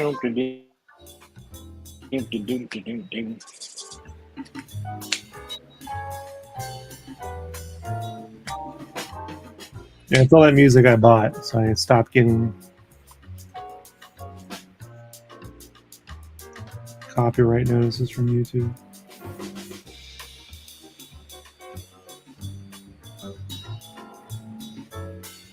Middle home page.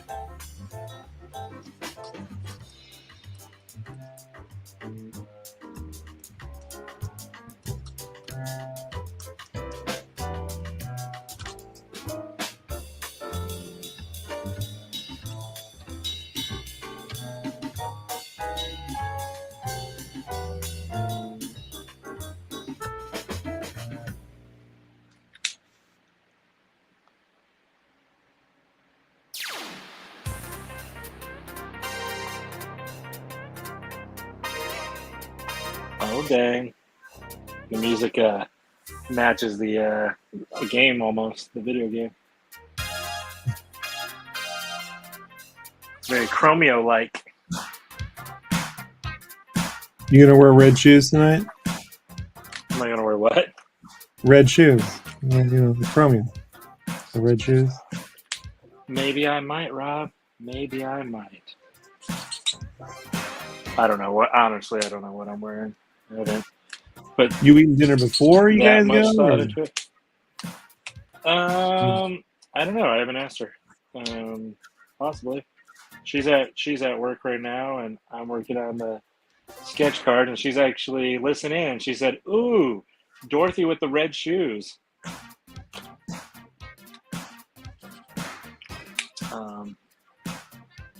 So she says, "I'm making steak and veggies." I don't know if that means for her or both of us, but that's what she's making. And I'm sure she'll text me and let me know any second now. Let's see, blue. You get yourself a corn tortilla. You got yourself a fajita. She said, "For both, boo, LOL." So there we go. Well, you're her boo. I am her boo. I am lucky enough to be her boo thing.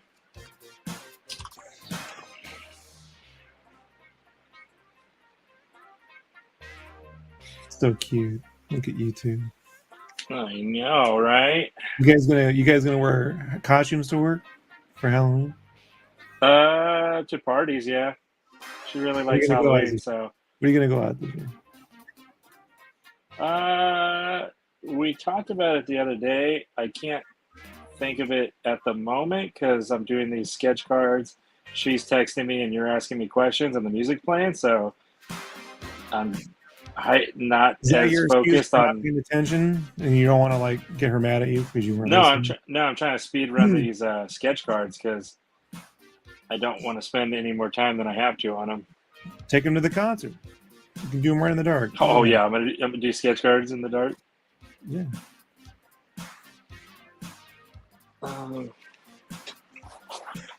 We were joking. We joked the other day about going as, but you wouldn't know, but as Chaperone, but different costumes. The singer, she wears very can't talk today. Extravagant outfits, like Lady Gaga-esque, mixed with like kind of like pro wrestler. So she wears like some really cool shit. I mean, you saw her in that clip in the medieval shit, but I was joking saying I was gonna wear this like wrestling outfit that she wears with these big like shoulder pads and everything. I was like, that could be my look.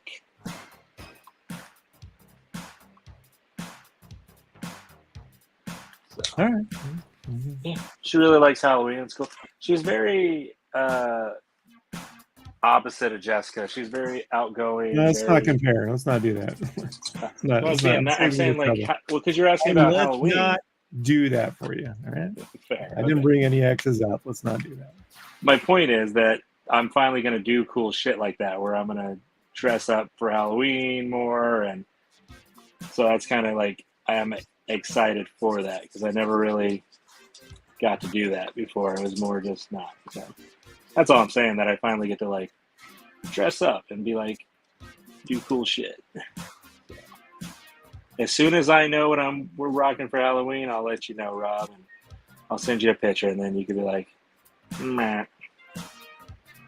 You'd be like, is that Doja Bunny? And I'm like, yep, Doja Bunny. Mm-hmm. Crypto chicken, right? Crypto chicken? Mm-hmm. Is that what you just said? Yeah, crypto chicken. Exactly. I love me some crypto chicken. Right? You gonna be David Pumpkin again for Halloween? Oh. Are you gonna mix it up this year? I don't know. The kids kind of grew right? up in the name. David has pumpkins. The kids kind of grew up in the neighborhood. Kids kind of grew up, so we don't really have kids coming up to the door anymore. Maybe a couple, you know. So. Aw, bummers. No, the last thing I did for Halloween, like right before COVID hit, was I set up some speakers, right? So when they rang the doorbell, I opened the door, and it played the Rick Roll music, and I did the Rick Astley dance. I just Rick rolled everyone a whole night. There you go. Yeah.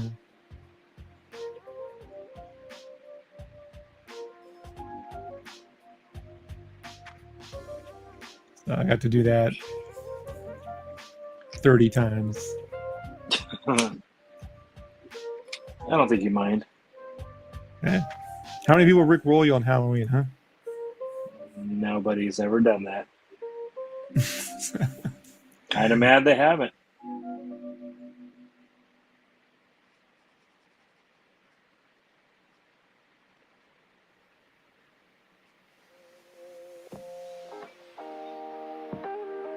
My wife's like, you should have recorded this and put it on the. Nah, this is for me. I don't. It's not for everybody. I had fun. It's Rob fun.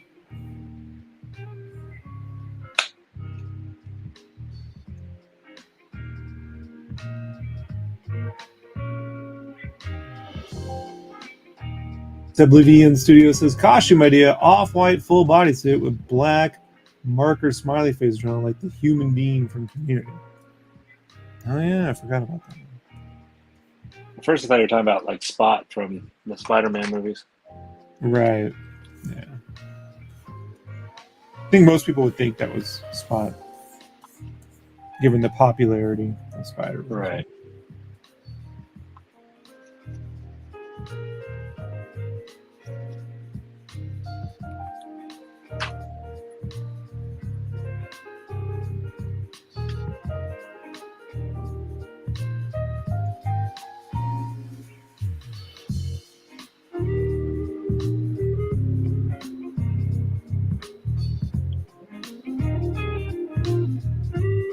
Also resembles the Spot. Yeah, also resembles the Spot.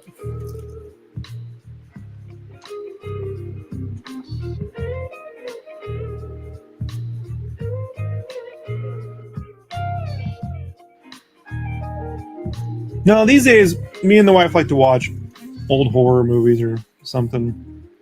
I usually put on, like last year, or actually, you know what? I didn't get to do this last year because we got caught up on something else. So I think this year what I'm going to do is Benedict Cumberbatch and some other guy did a Frankenstein play overseas, you know, the original Mary Shelley's Frankenstein. And they did one version where one was Dr. Frankenstein and one played the monster. And then they did another one where they flipped the roles. Same play. Oh, nice. Yeah, and so both of them are up on the website for the Playhouse. So I'm going to grab a subscription to that for, you know, a month, and then we'll watch those. Yeah. I think I was supposed to watch it last year, but we got caught up on. I can't remember. Oh yeah, she loves. If you can believe this or not, this blew my mind because I brought up Frankenstein, and then I had found out just that night she loves Young Frankenstein, but she'd never even seen The Son of Frankenstein, which is the movie that's spoofing. You know what I mean? Yeah. Yeah, I was like, you never saw The Son of Frankenstein? So we put that in, and then she wanted to watch Young Frankenstein again, You know what I mean? To compare it, you know? Right. She was like, oh. It's like, yeah, it's still a good movie, but it's spoofing that, you know? Yeah.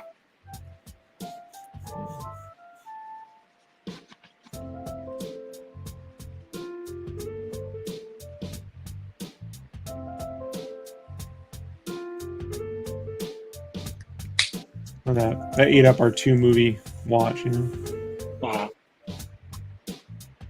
But this year I'll probably do. I try never to go out on holidays because there's too many people drinking. right.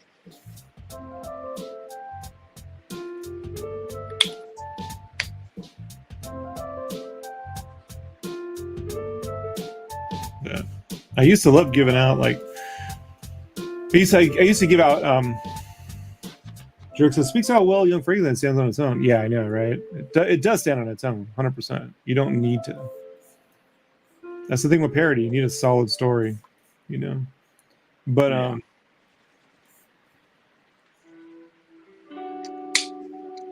same. What was that saying? Frankenstein, monsters, don't go out, stands on its own, movie. No, I was gonna say like I'd give out Pocky, you know, and I used to have like 200 kids come by, you know, so it was always nice to have the Pocky and then like full Pocky, and the boys wouldn't know what it was, you know, but their sisters would. They go, "Oh my god, that's Pocky!" You know? And they go, "This is good." They're like, "Oh, it's Pocky." So I got to spread the love of Pocky amongst this neighborhood, which had no idea what Pocky was for the better part of it. Right. But when it got down to like 6 people, I was like, "Wow, what's the point?" You know? Yeah. I still hand out Pocky, but it's just not as much fun. I am DeJour's here. What's up? Been a while, DeJour. How you doing?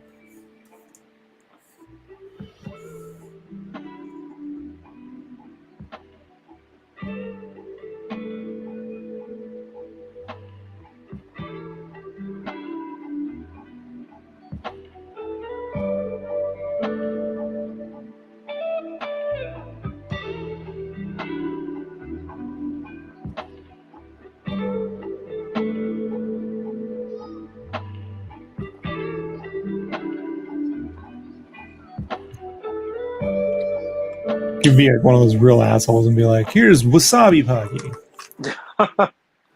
You could have. I know. Worst Halloween ever.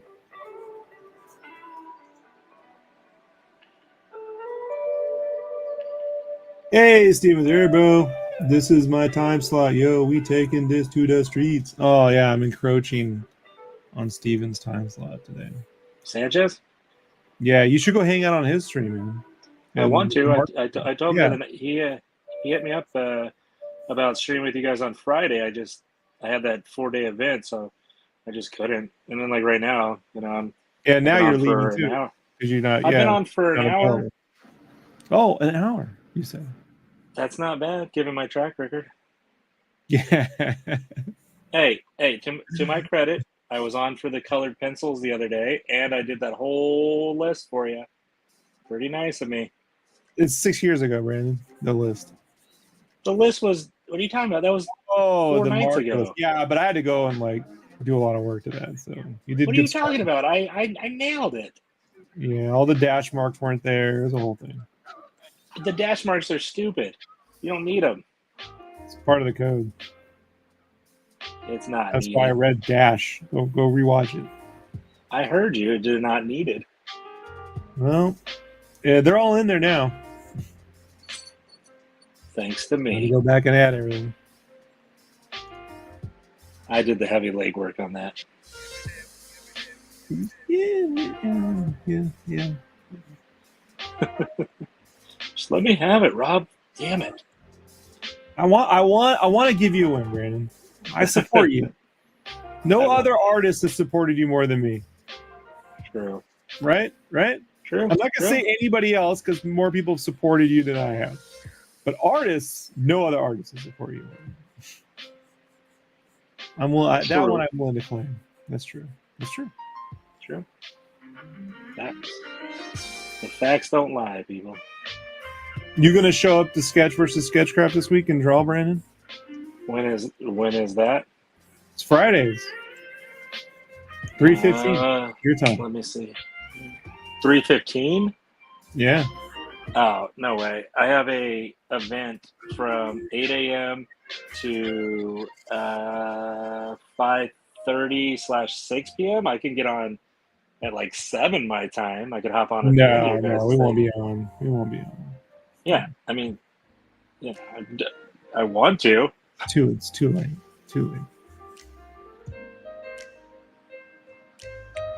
Sorry, guys. I know. I'm so sorry.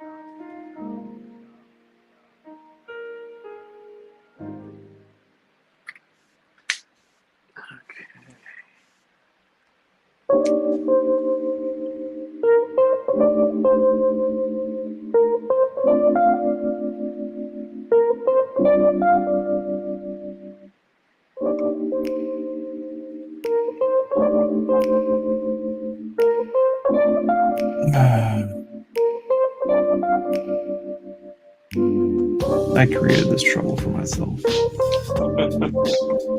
Yeah, you did.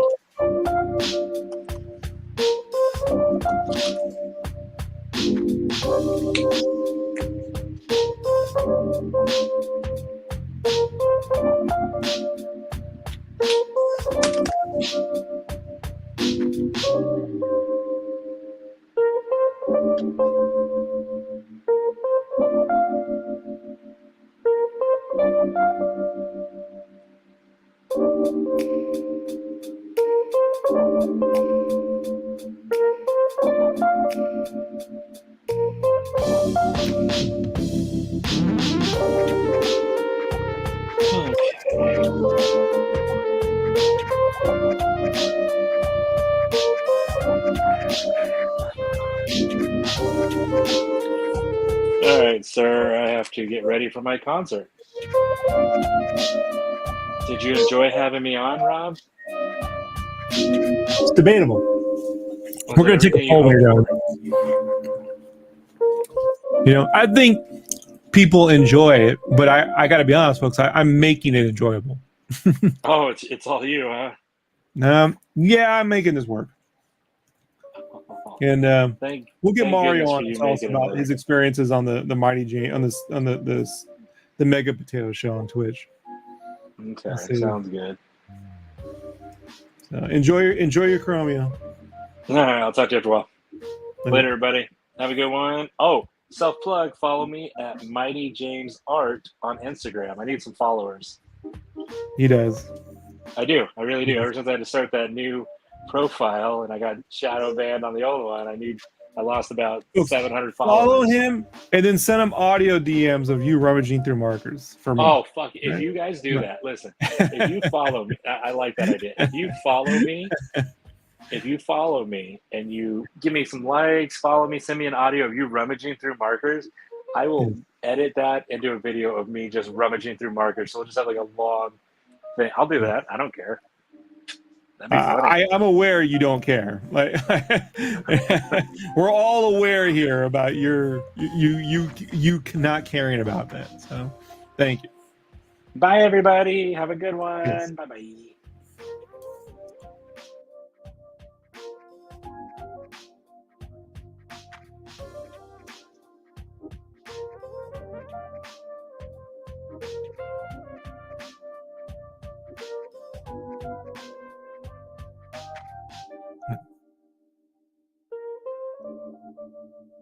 Jerry says just hours or pencil box sounds and Rob Radio. I'd want just hours of that. I know.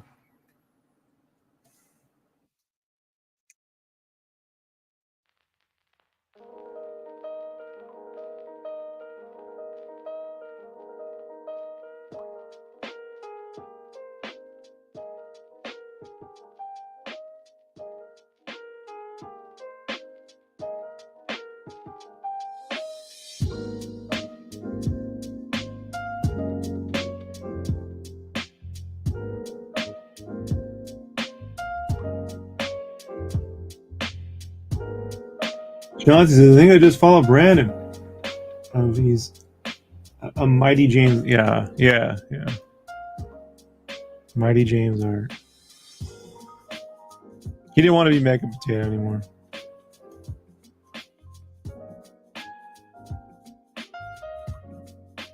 Yeah. He entered the dating pool for 5 seconds and thought Mega Potato would make him look weak. And then he got a girlfriend in 2 seconds. And, you know.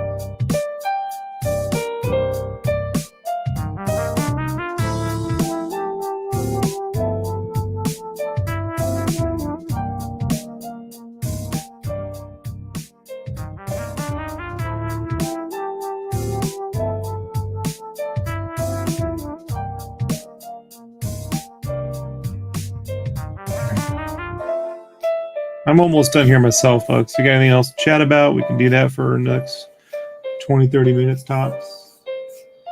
And then I gotta go get dinner going. And then I'll be streaming again tonight for another several hours.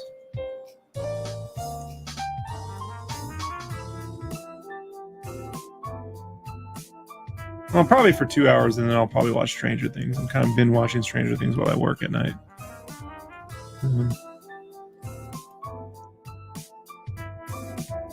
So if I don't stream, it's probably because I'm watching Stranger Things.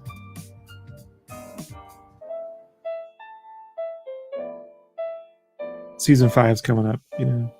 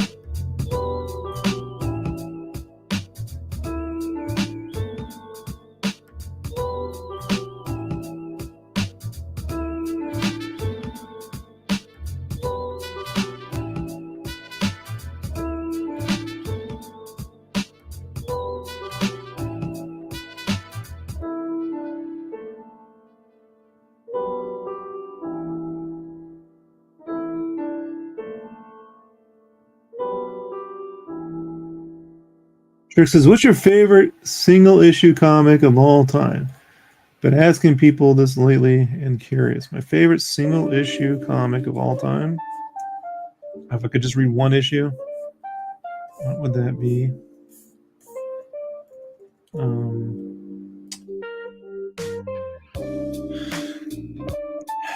Probably the Bone Holiday special that was printed in Heroes or Fan Overstreet. I can't remember which one it was.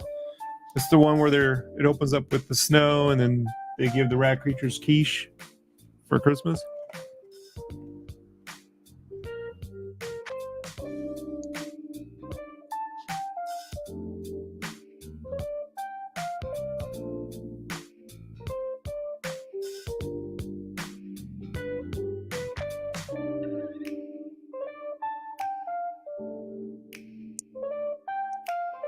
Jerk says, yeah, like Animal Man 5, Coyote Gospel. Wow. Jerk says, oh, wow, deep cut. Yeah, that would be my favorite issue ever. They've reprinted it, in the books and stuff, but I could just read that over and over again. That speaks to everything about me, despite what, you may see me draw on the internet.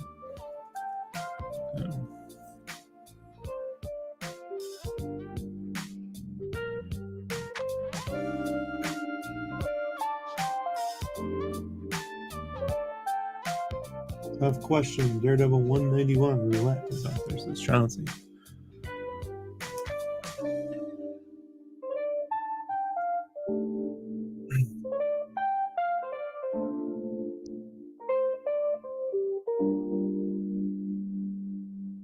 If I wanted to straight laugh, probably Filler Bunny, any one of those issues.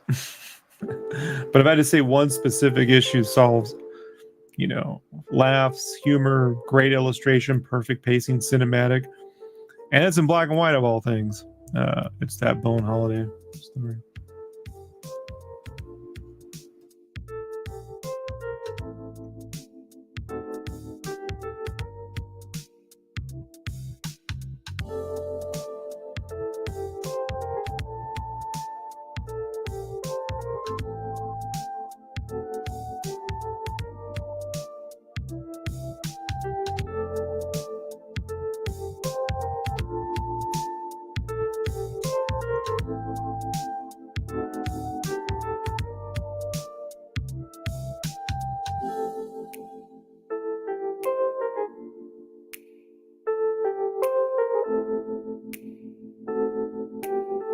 Yeah, it's funny. I mean, I know, like Steven was saying, he's like, I thought you was just an image guy. And I'm like, no, I'm more of an indie comics guy. Just exceptionally well drawn and executed indie comics.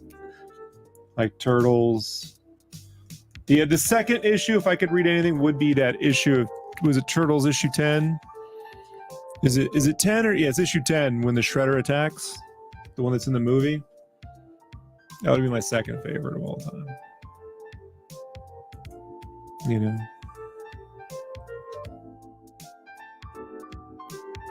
Again, a Christmas story. There's a theme there, I think. But that has that spread that you open up and it's like it's got all the stuff drawn in it, the pawn shop with all the toys. There's Star Wars toys in there and everything. Shredder's sitting there just like, yeah, that's my second favorite issue. But it's a cliffhanger. So the Bone issue wins out because it's a complete story.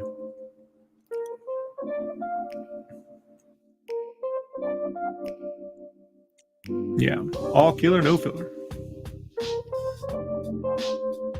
You get to see the turtles without their masks, which is nice,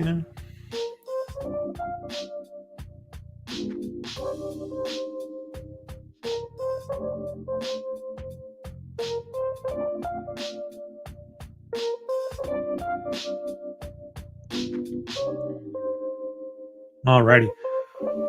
Trick says, yeah, truth. I love Ultimate X-Men 51 as well. That's how Ultimate X-Men 51. Visually, I'm a huge fan of X-Men Unlimited issue 37 with the Carrie Andrews cover where Wolverine's fighting all the Wolverine variants. And inside is a story that jumps between different mindsets. So Carrie Andrews does art and colors, and then Scotty Young was in that, Josh Middleton was in that, and Mike Kunkel from Hero Bear was in that. So that's in my top 10 all time, that issue, for certain. Unlimited X-Men issue 37. Not a lot of Marvel comics. God Loves Man Kills is probably the best Marvel comic I've ever read. So, I stand by it. First X-Men story I ever read. I still think it's the best X-Men story ever told. Steve Oliff painted that, by the way. If you want to see Steve Oliff's paints, like hand-painted stuff, go check out God Loves Man Kills. There's specifically a shot where lightning strikes. It's an exterior shot of New York with lightning striking the Twin Towers or whatever, and it's so cinematic. It's the X-Men story, yeah. It's the one, dude. Mm-hmm. When people try to go on the internet, I had a friend who was working at Marvel as an artist. I'm not gonna say who, but a true story. He tried to get all like, I hadn't talked to him in years, and he goes, "Man, people are trying to read politics in the comics, man." And I was like, You have read God Loves Man Kills. And he's like, no. I'm like,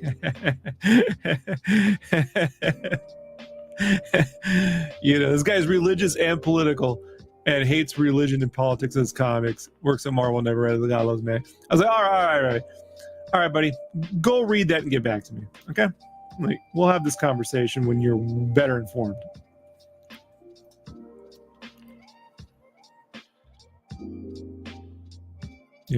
Because at this point, you're just embarrassing yourself. Sorry. Hate to be that guy. But it's true.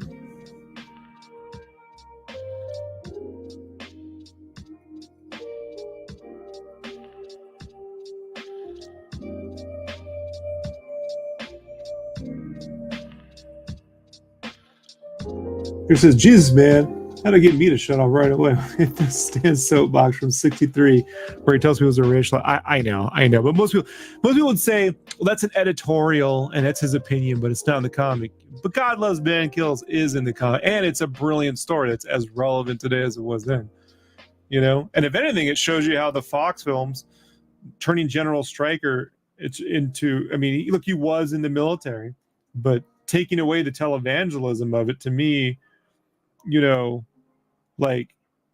I think X-Men 3 Stryker should have gone full televangelist. Like, I know they killed him, but they shouldn't have, So sounds like you're being jerktacular. I mean, Brian Cox as like a Jimmy Swaggart or Jim Baker or a Billy Graham surrogate, that would have been a baller move, man. Trick says, but those are the same people who argue he wrote everything. So how does that? I know. There's no consistency to this. But what I love about God Loves Man Kills is how good the art and the story hold up. So, and if you want to see, I did a video on it with Paul Herman from the Comic Binge. So we did a comics and books. Right now it's in the YouTube comics and book playlist. God Loves Man Kills. If you want to hear me wax on about that for about an hour or so with Paul Herman, go check that one out. We're gonna revisit this stuff soon. Jerk and I are gonna do a thing on the show channel soon. So I was gonna do a Brandon, but as you can all see, he's at concerts and hanging out with Matthew McConaughey. He doesn't have any time for us anymore.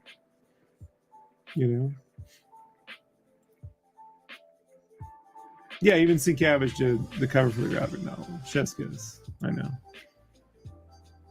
Although I do prefer the original, but I love that it's there.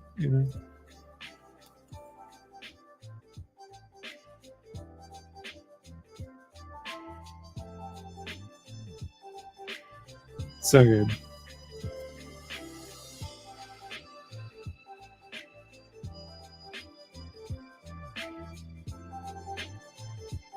Well, hopefully the next. These are the difficult pages. But it's fine. Almost done with them. All right, man. I gotta go make dinner and then get back to work. Like I said, I don't know if I'll stream right away. If I'll watch some Stranger Things in this, I don't know. I'll be on today, but I'll definitely be on. I might be on today, but I'll definitely be back on tomorrow. Thanks for hanging out, man. This is one of the few times I preferred the new covers. Had that promo poster for so long. I know it's great art, dude. It's great art. Just all preference.